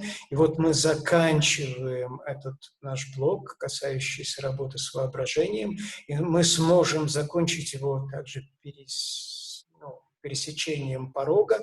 Но также я предлагаю для тех, кто может слегка задержаться и рассказать о своем опыте работы с воображением, который я сейчас получил. Останьтесь как? Для вас это нормально? Сможете? Кто-то сможет остаться? Yeah. Да? So we close it up with a threshold, and Итак, мы заканчиваем. I can leave, and people who would like to stay and be open it to have. Да, мы заканчиваем пересечением порога, и те, кто могут, пожалуйста, останьтесь. Кому надо идти, пожалуйста, да, пожалуйста, можно. So we do it, if you like, also a little bit both physical and mentally. Так же, как и в жизни, и воображаемое, и физическое очень неразрывно связаны, тесно связаны. We can look back a little bit. Мы сможем. And we had the points, imagination of character. Итак, мы можем как бы бросить взгляд, еще раз взглядом окинуть все то, что было у нас сегодня на занятии. Можем увидеть образы, можем увидеть характеры, можем увидеть те картинки, которые мы получали. Yeah, we had some picture movement, and we had images and text. Некоторое движение образов, связанных с текстом этим. And we had in the beginning the threshold. Помните, в самом начале у нас был порог, мы пересекали, входили в креативное пространство. And before some welcoming. А для этого, and before some, pardon? Come. I didn't catch that, pardon. Welcome to the people. Welcome to the people. А в самом начале, да, у нас было вот приветствие, помните, мы друг друга приветствовали. And here we are, this was happening in our creative space. И вот это все произошло в нашем творческом креативном пространстве. And I trusted И я change by itself in this way. Я доверял вот этим вот изменениям внутри самого себя. I believe that when I leave that space and when I come back, I will find what I have experienced here. И я верю в то, что после того, как я покину это творческое пространство, а потом снова в него вернусь, то я в нем обнаружу все то, что было мною в нем найдено ранее. And I imagine that I now go back to my daily life with some new experiences, maybe. And there is a threshold. И вот я представляю себе, что я возвращаюсь в свою повседневную жизнь со всем моим опытом, который я приобрел, пересекает порог. And as if I leave that space through a curtain of a stage or something. И вот я покидаю это пространство, выходя за занавес, например, да, который на сцене есть, сценический занавес или что-то в этом роде.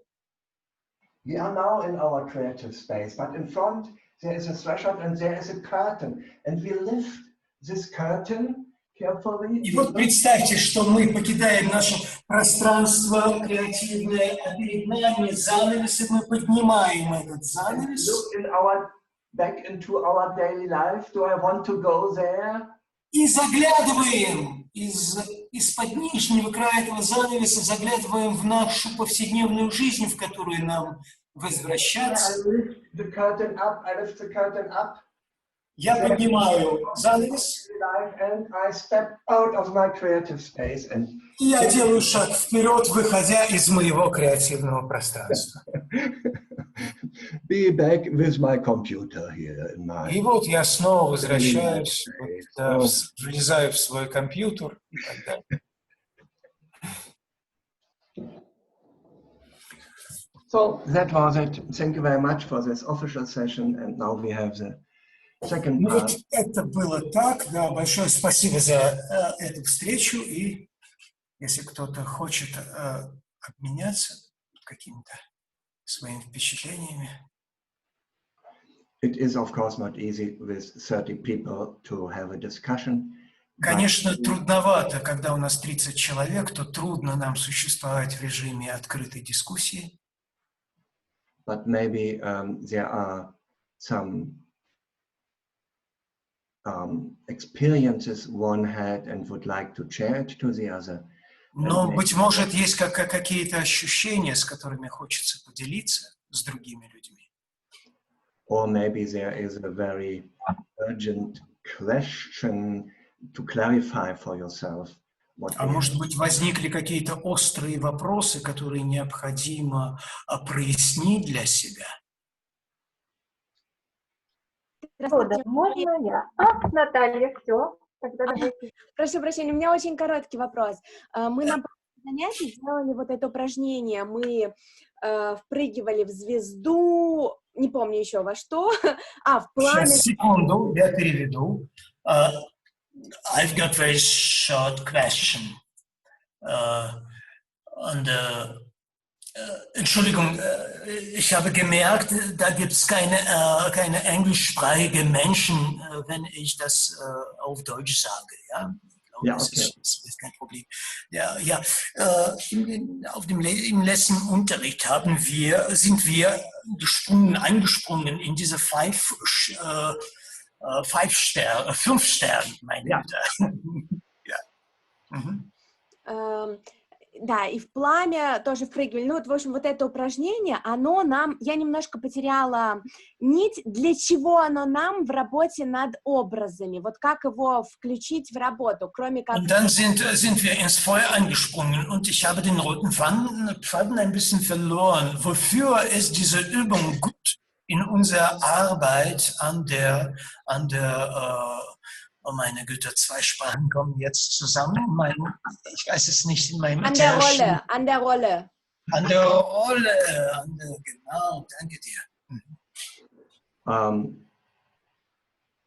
That's very easy. Это очень просто. We want to have fun. Мы хотим получить We удовольствие. want to have joy. Мы хотим получить радость. And we have to work with our body for the role. И нам нужно работать с нашим телом для нашей роли. And my body needs to become very, very flexible to follow my imaginations. И мое тело должно быть очень рефлексирующим, стать очень, ну как бы сказать, с одной стороны, да, прозрачным для моих образов. для образов моей фантазии. Because in the end, I want to express my imagination of the character through my body. Потому что, в конце концов, вот эти вот образы, мною найденные в воображении, мне нужно будет выразить их с помощью моего тела. And my body must be able to take these images into it, so that it is transforming, that it is changing. И мое тело должно быть способным вобрать в себя эти образы, трансформировать их, изменить и передать. And when you imagine the 5-star and you do the jumps in this order, in the rhythm, you train your body to become, in this direction, a little bit more flexible. И когда вы представляете сначала себе пятиконечную звезду, а потом вы в этот образ впрыгиваете физически, то вы учите в этот момент свое тело быть несколько более подвижным, гибким. And there are really, it's a full chapter, the psychophysical training. И это действительно психофизический тренинг, который объединяет и воображение, и физическое действие.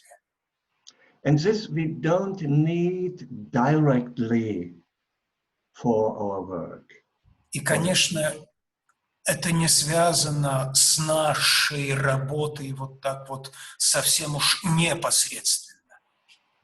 But it is preparing the connection between my mind, my imagination, and my body, my will. Мы это упражнение делаем скорее для подготовки, связывая мое воображение, мой разум и мое тело.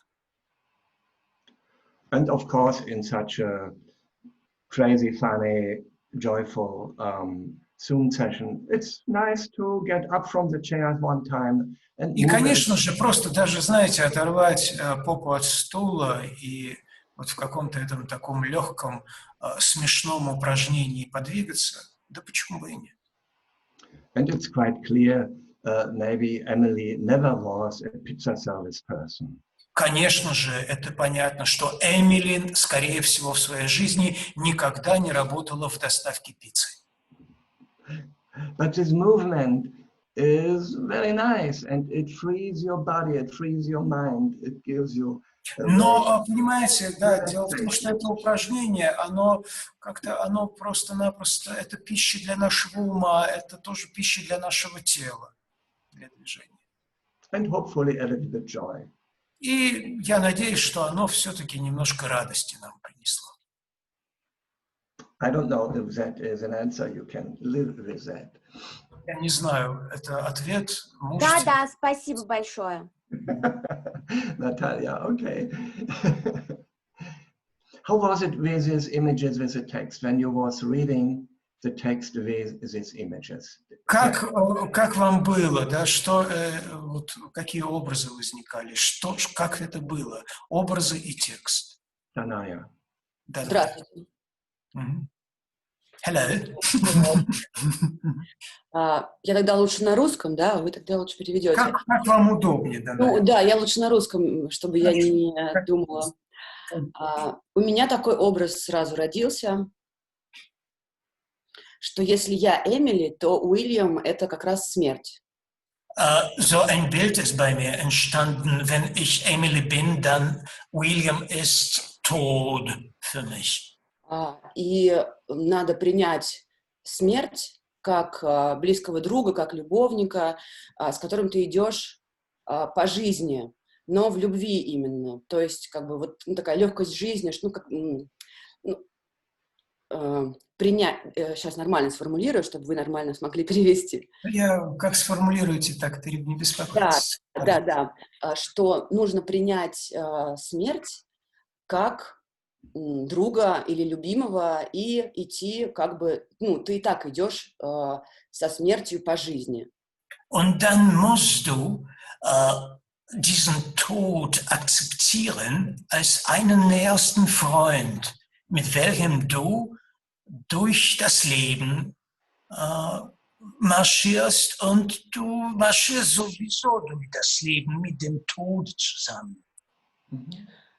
смерть там нежна, прекрасна, и когда ты увядаешь, то ты растворяешься в свете этой любви.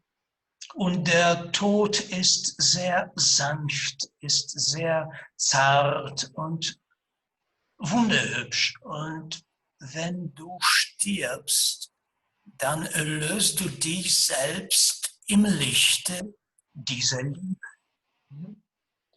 Я режиссер, и я бы предложила бы своим актерам вот сделать именно так, что один, ну как бы через образы смерти, а потом они соединяются на сцене. Ich bin selber eine Regisseurin und ich würde meinen Schauspieler so vorschlagen, genau so machen. Erstmal diese Bilder schaffen und dann, dass diese Charaktere, diese Figuren, die kommen zusammen durch den Tod. Конечно, это не отменяет образа, потому что образ самой Эмили у меня возник. Это изначально старушка, такая седая, которая практически в предсмертном, ну, при смерти, и она улыбается, встречая смерть. Und natürlich, wir brauchen die Rollengestalten, die Bilder auch mal nicht abzuschaffen. Und ich habe ein Bild von dieser Emily bekommen als eine ganz alte Frau, die am Sterben ist. Und wenn sie den Tod sieht, dann lächelt sie.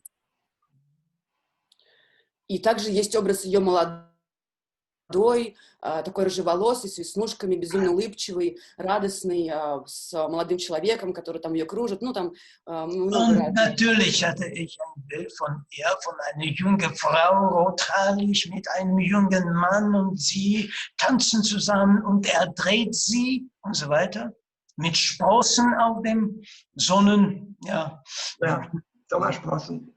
Sommersprossen, genau, auf dem Gesicht. That's all what I want to say. Thank you. Thank you very much. So that's great. Yeah. Большое спасибо, замечательно. That something happens through that process. Что-то происходит в ходе этого процесса. Можно сказать? Вопрос. Noch eine Frage? Ja, Jana?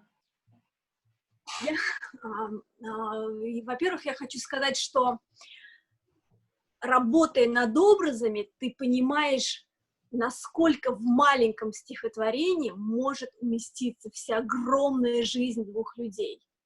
In erster Linie, wenn man mit Bildern arbeitet, dann versteht man, wie viel so ein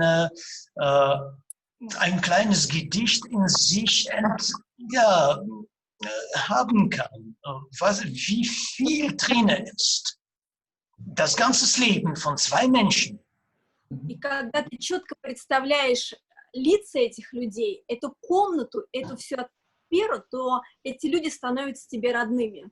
Und wenn du imstande bist, die Gesichter von diesen Menschen und den Raum von diesen Menschen und die Atmosphäre dir klar zu machen, dann werden dir diese Menschen verwandt. А главным образом, который на протяжении всей жизни их длился, это был велосипед. Und das Hauptbild, welches einen roten Faden durch das ganze Leben ging, das war ein Fahrrad. Мне представилось, что их знакомство произошло, когда ему было по 15 лет, и она была в красном гороховом платье, и он сшиб ее на велосипеде, и у нее навсегда остался шрам над коленкой, но этот шрам не был ей как-то неприятен, а наоборот, как воспоминание об их знакомстве. Es kam mir vor, dass er fuhr mit dem Fahrrad, da sie war irgendwie im Weg und er hat sie angefahren, ist er. Und sie hatte damals so ein rotes Kleid mit schwarzen Pünktchen und sie ist natürlich umgefallen und hat Narbe bekommen auf dem Knie. Aber sie war gar nicht böse und sie hat nicht daran gelitten, sondern diese Narbe war ein Zeichen der Liebe für sie. Было много образов, когда они на этом велосипеде едут, останавливаются в поле, он рвет ей цветы, дарит букет. Gab's viele Bilder, wie die zusammen mit diesem Fahrer durch die Felder fahren und dann machen sie, dann steigen sie ab und er pflückt die Blumen und macht einen Blumenstrauß draus. Okay, yeah. And what is the question? Вопрос в чем, Жень? Это было, наверное, поделиться своими впечатлениями, желание. Das war weniger eine Frage, mehr ein Wunsch, das zu exchange. Okay, wonderful. Yeah. Красно. Можно вопрос задать? Noch eine Frage. Добрый вечер. Вот вы сказали, что работая над своим персонажем, нужно полностью уйти от себя. Sie haben gesagt, wenn Sie an der Rolle arbeiten, dann müssen Sie voll und ganz von sich weggehen. Но все-таки какой процент от себя я могу привнести в своего персонажа? Aber wie viel Prozenten von mir selbst kann ich in meine Rolle mitnehmen?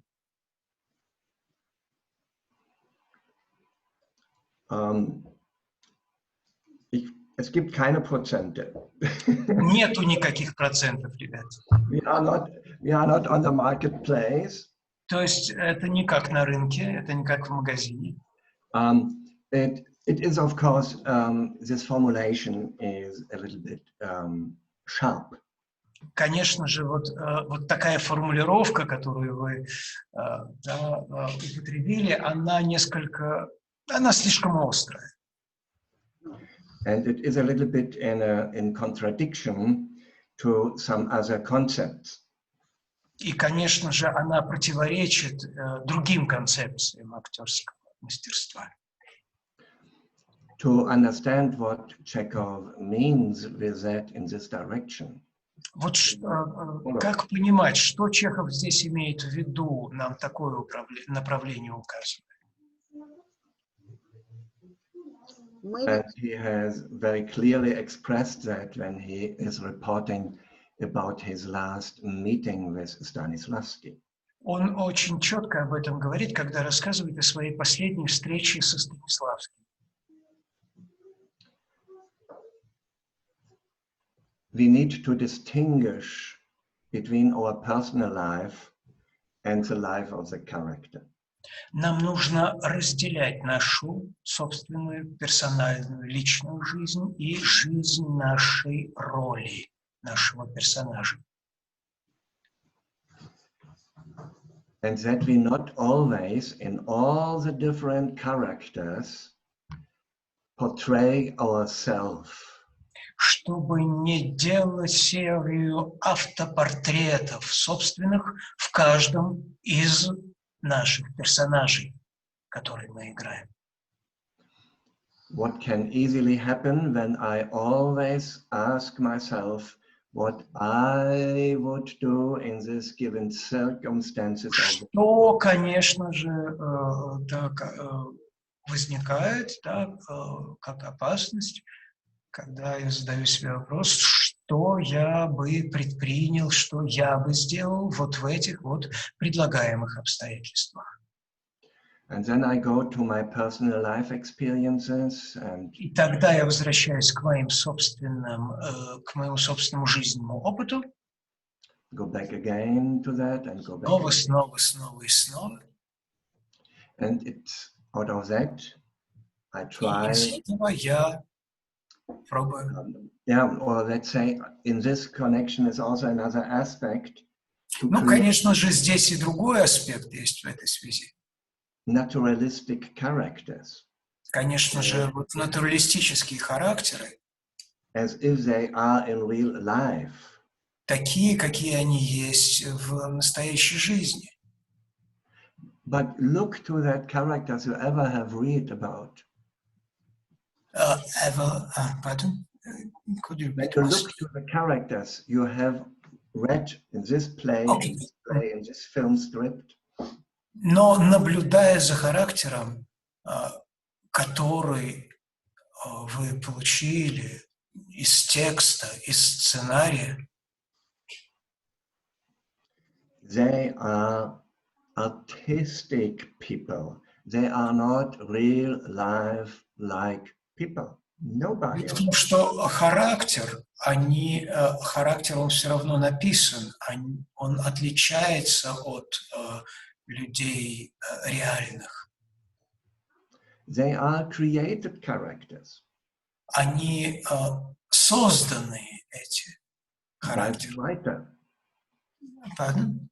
By the writer. Да, они созданы писателем, созданы драматургом, сценаристом. And they are representing, even for the writer, a part of that objective wisdom of life. И даже несмотря на то, если практически каждый из этих характеров представляет собой часть вот этого объективной мудрости о жизни, которой писатель обладает. So that's, and I, as a creative artist, И я, как актер, работающий творчески, как актер-художник, and for that, Chekov also gives to us a tool. How can I create feelings and not recall feelings? И здесь очень важно, я должен как-то этому соответствовать, и здесь очень важный момент. Чехов нас учит тому, как создавать чувства. Не как их вызывать снова в себе, однажды нами уже испытанные. Не как их вызывать заново, а как их создавать заново. And now, then there is another field. И здесь мы действительно в другую область вступаем. Of course. Конечно. All my imagination. Все мое воображение. All my sensations, how I feel with a character as actor. Да, все то мое ощущение, с помощью которого я могу чувствовать вместе с характером. Как мой характер чувствовать? And how I am with my body. И как я со своим телом to do movements for the character. Совершают те движения, которые делает мой персонаж. All that, of course, has a relationship to my personal life. That's my personal life. Конечно же, все это связано с моей собственной жизнью. Но I'm not asking я не how I feel in this situation. Не спрашиваю себя при этом, что бы я почувствовал в этой ситуации. And I wouldn't take for Emily and William a love story out of my personal life to fill this sentence with the fire of a young love. И я не стал бы брать ситуации из моего личного опыта, мою какую-то любовную историю, вкладывая ее в уста Эмили или Уильяма в том месте, когда я говорю об их вот этой вот самой юной жизни, да, об их юной любви. I go with Chekov to imagine how they do it. Я, если по Чехову, то я себе представлю, как они это будут делать. And of course, И, конечно, how I imagine it, my past life, all my life experiences flowed into it. И вот когда я начинаю это себе представлять, разумеется, во все это втекает вся моя жизнь, весь мой жизненный опыт, он в это входит. But I don't go consciously with a kind of a psychoanalytical process. Но я сознательно не вступаю в область вот, этих как бы психоаналитических процессов. I live my life in peace. Я свою жизнь оставляю в покое. And then I will find И тогда я найду, that my so-called subconsciousness и тогда я обнаружу, что мое так называемое подсознание from my body side, from my life side, со стороны моего тела, со стороны моей жизни, will also deliver me some inspirations, but very free. мое тело, мое подсознание будет давать мне какие-то инспирации, что-то такое вдохновляющее, но все это будет происходить совершенно свободным образом, непроизвольно.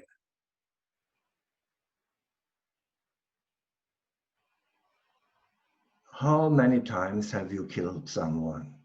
Скажите, пожалуйста, сколько раз вы кого-нибудь убивали?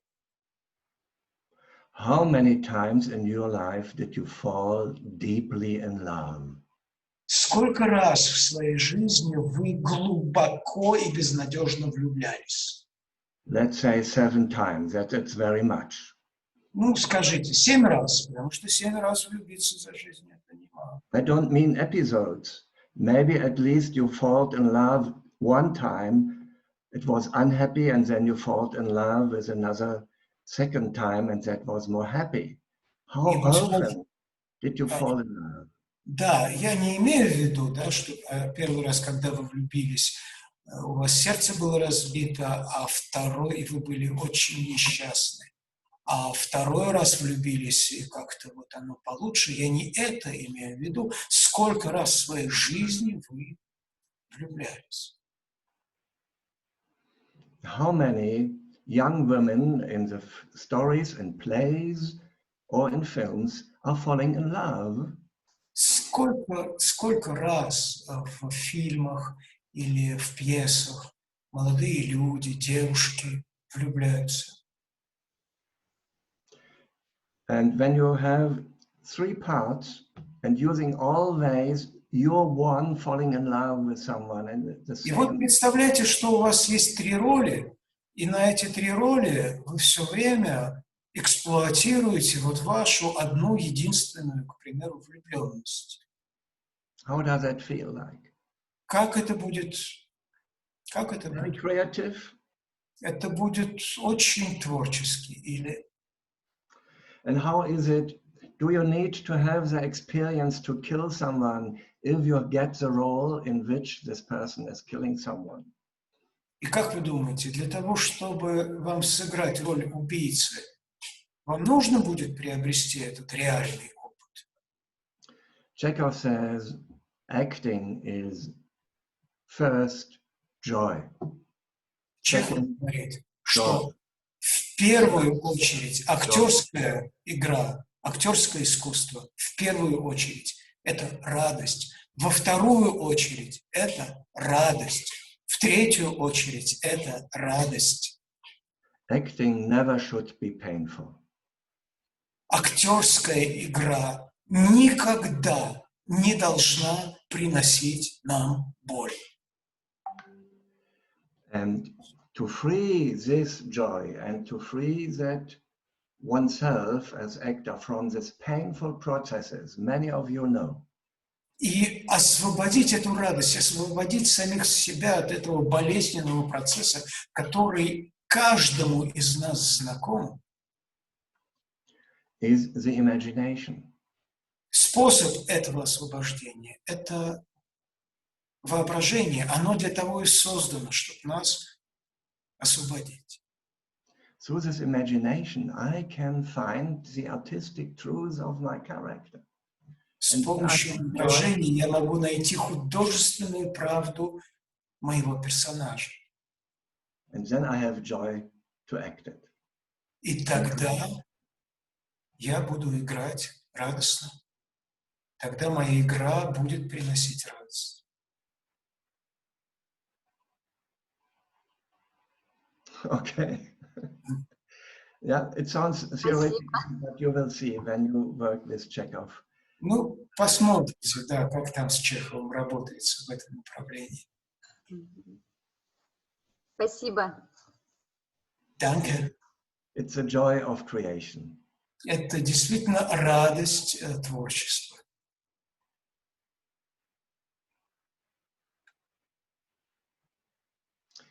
Is there any other experience, and then maybe the last one, then that we not expanded too much, about that work with the text and images? How was it when you was reading it with this image?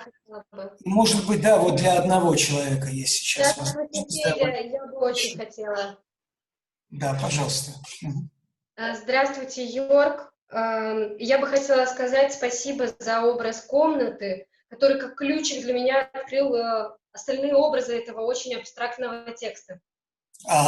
Jörg, vielen herzlichen Dank gerade für dieses Bild von dem Raum, weil das war für mich ein Augenöffner für diesen abstrakten und sehr komplizierten für mich Text. Это была комната, освещенная догорающим камином. Es war ein Raum, ein Zimmer, und dieses Zimmer wurde belichtet von einem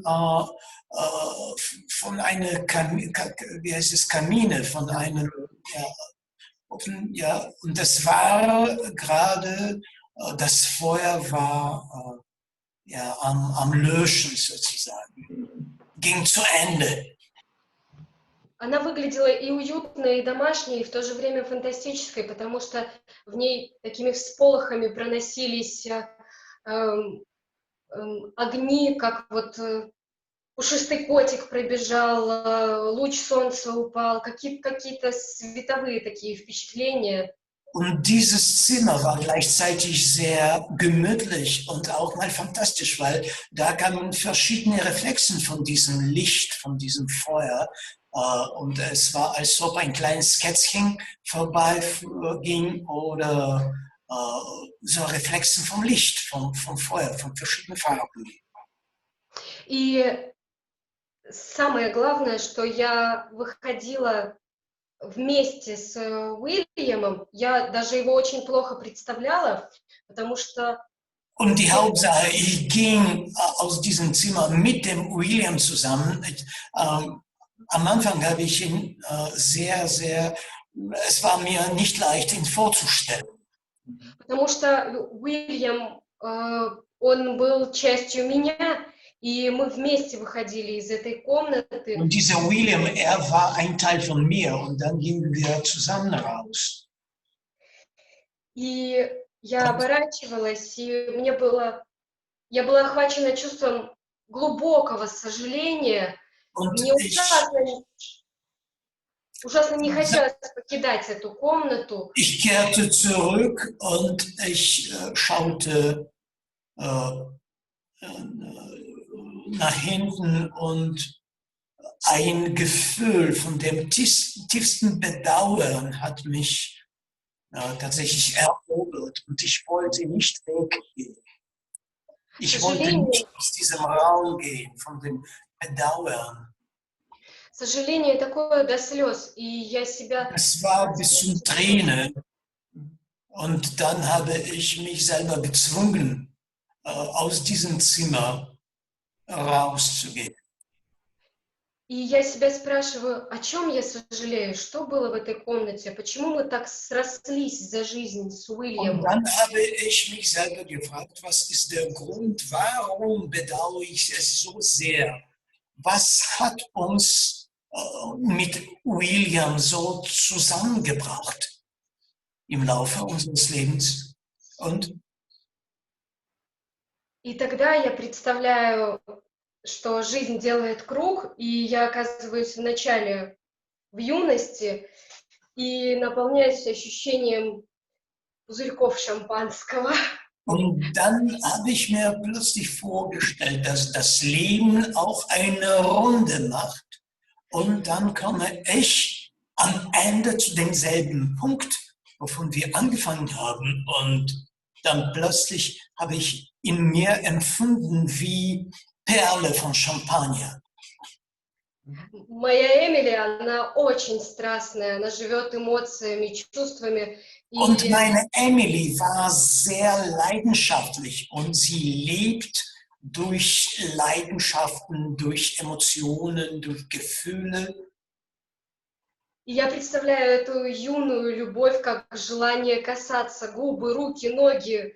Und ich stelle mich diese junge Liebe als eine Begierde, sie selbst zu berühren. Mit den Lippen, mit den Händen, mit den Beinen. И дальше жизнь, она не сбавляет темп, а наоборот, как бы разрывает меня на части. И больно, и хорошо, и... Und weiter, das Leben geht nicht langsamer, sondern zerrisst mich, zerfetzt mich. Und da gibt es ganz verschiedene Momente. Momente des Glücks, Momente des Wohlfühlens oder Momente des Unglücks auch. И разрывы, и рождение ребенка, и вот это... Auseinandergehen, wieder zusammenkommen, Geburt eines Kindes. Это была долгая жизнь. Und es war tatsächlich ein sehr langes Leben. Да. И убывание, у меня два четких образа угасания этой жизни. Diese Erlöschen des Lebens, da hatte ich zwei ganz scharfe Bilder bekommen. Утро. Erstens, frühmorgen. Мы с пожилым мужем пьем чай, я только что нажарила оладьев. Ich und mein schon älter gewordener Mann, wir trinken zusammen Tee und ich habe, meine Güte, diese Pancakes gerade gebacken. Я чувствую такую нежность к нему. Und dann plötzlich, ich erlebe so eine, oh meine Güte, zarte Liebe auf ihn zu. Я спокойна и счастлива. Ich bin ruhig und glücklich.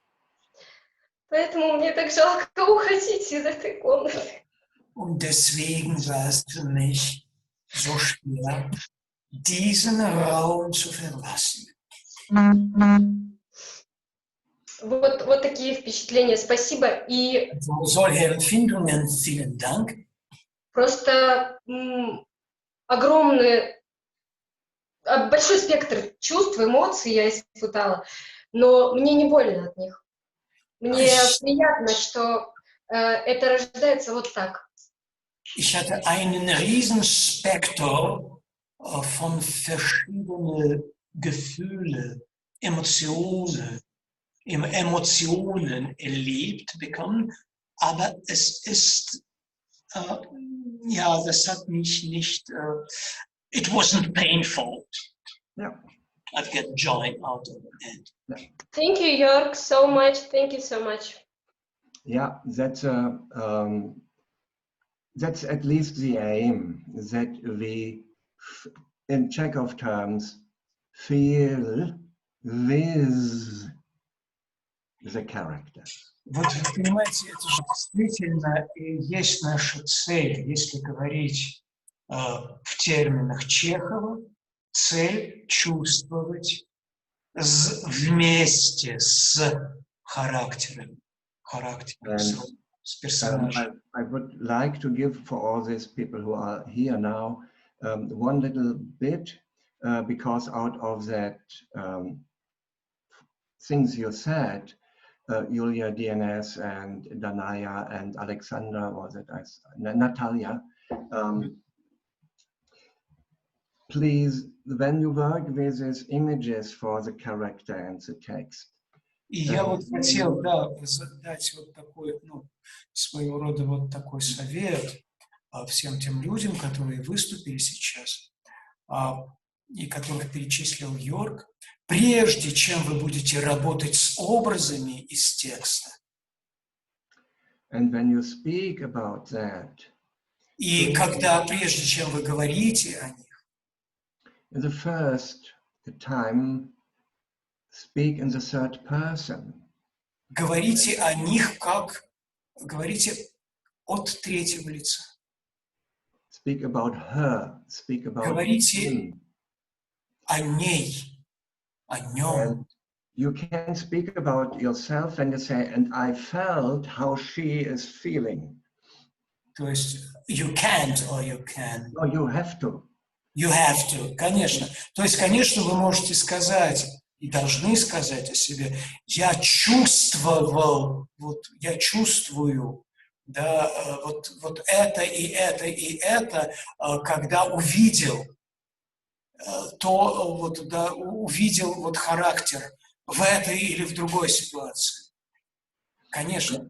I know very much that in our time, even the actors in character get told as you. And sometimes the actor is really a little bit unsure, does this information means you as actress or you as character? И я знаю, что в наше время к актеру обращаются ты. И актер иногда не может различить, да, к кому, собственно говоря, обращаются. Ко мне как к актеру или ко мне как к роли, как к персонажу. It's very much in the rehearsal processes. И очень часто такие вещи встречаются в процессе репетиции. You have to be more powerful. Yeah, who? То есть, когда говорят, тебе нужно, ты должен быть более сильным, тебе нужно больше силы. It's better if the directors would, but... Но лучше, если режиссер сказал бы, мечты. I would like to see that your character is more powerful. Can you do that? То есть, если режиссер сказал, знаешь, мне бы хотелось видеть твой характер более сильным. That's a better conversation. То есть, это повышает уровень нашей. And also when you describe that with this room, for the future, I saw how she was living with him, and then they... То есть, да, когда вот ты рассказываешь об этой комнате, говорить, на будущее, разумеется, я видел, как она уходит с ним. And then I got this feeling of the sparkling atmosphere they И тогда во мне возникло вот это вот чувство вот этой вот атмосферы, да. Yeah. This gives us a greater freedom. Потому что это дает нам большую свободу. Also to change and to develop the imaginations. Свободу менять и развивать образы фантазии. The kind of an identification between character and myself, this is a process. То есть, понимаете, дело в том, что вот эта вот идентификация меня, да, вот соединение меня и образа, это она требует процесса. Is never that I be my other hand. То есть никогда не бывает это сразу, что я, вот это вот моя другая рука. Никогда. We are working together. Мы работаем вместе, я и образ.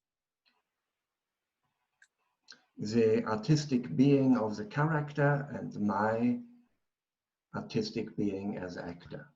То есть вот эта вот художественная ипостась, творческая ипостась моего характера, моей роли и моя творческая ипостась, творческая часть меня, актера. And from outside, it looks like one.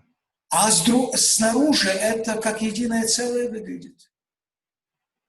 But it is always a kind of a communication. Но там всегда есть коммуникация, общение. And out of that, it will become possible what you can read, and even the Russian version about that the higher ego, the inspirator for the actor.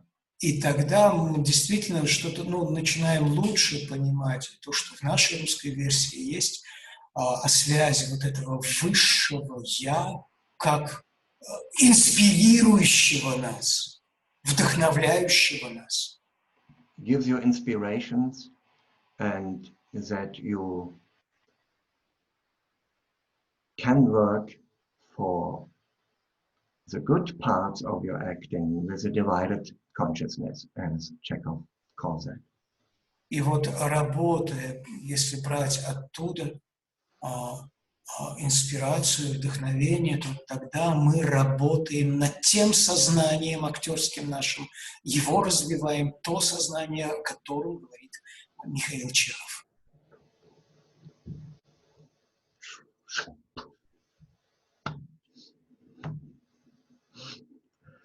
Okay. I think we should finish. It's late for you. Я думаю, что нам надо заканчивать. And you have on the chat even the email contacts for the Michael Chekov, the Chekov Center. У вас есть, конечно же, и в чате тоже вот эти вот контакты. And you have also from the Michael Chekov International Academy here in Berlin. Да, контакты Международной академии Михаила Чехова.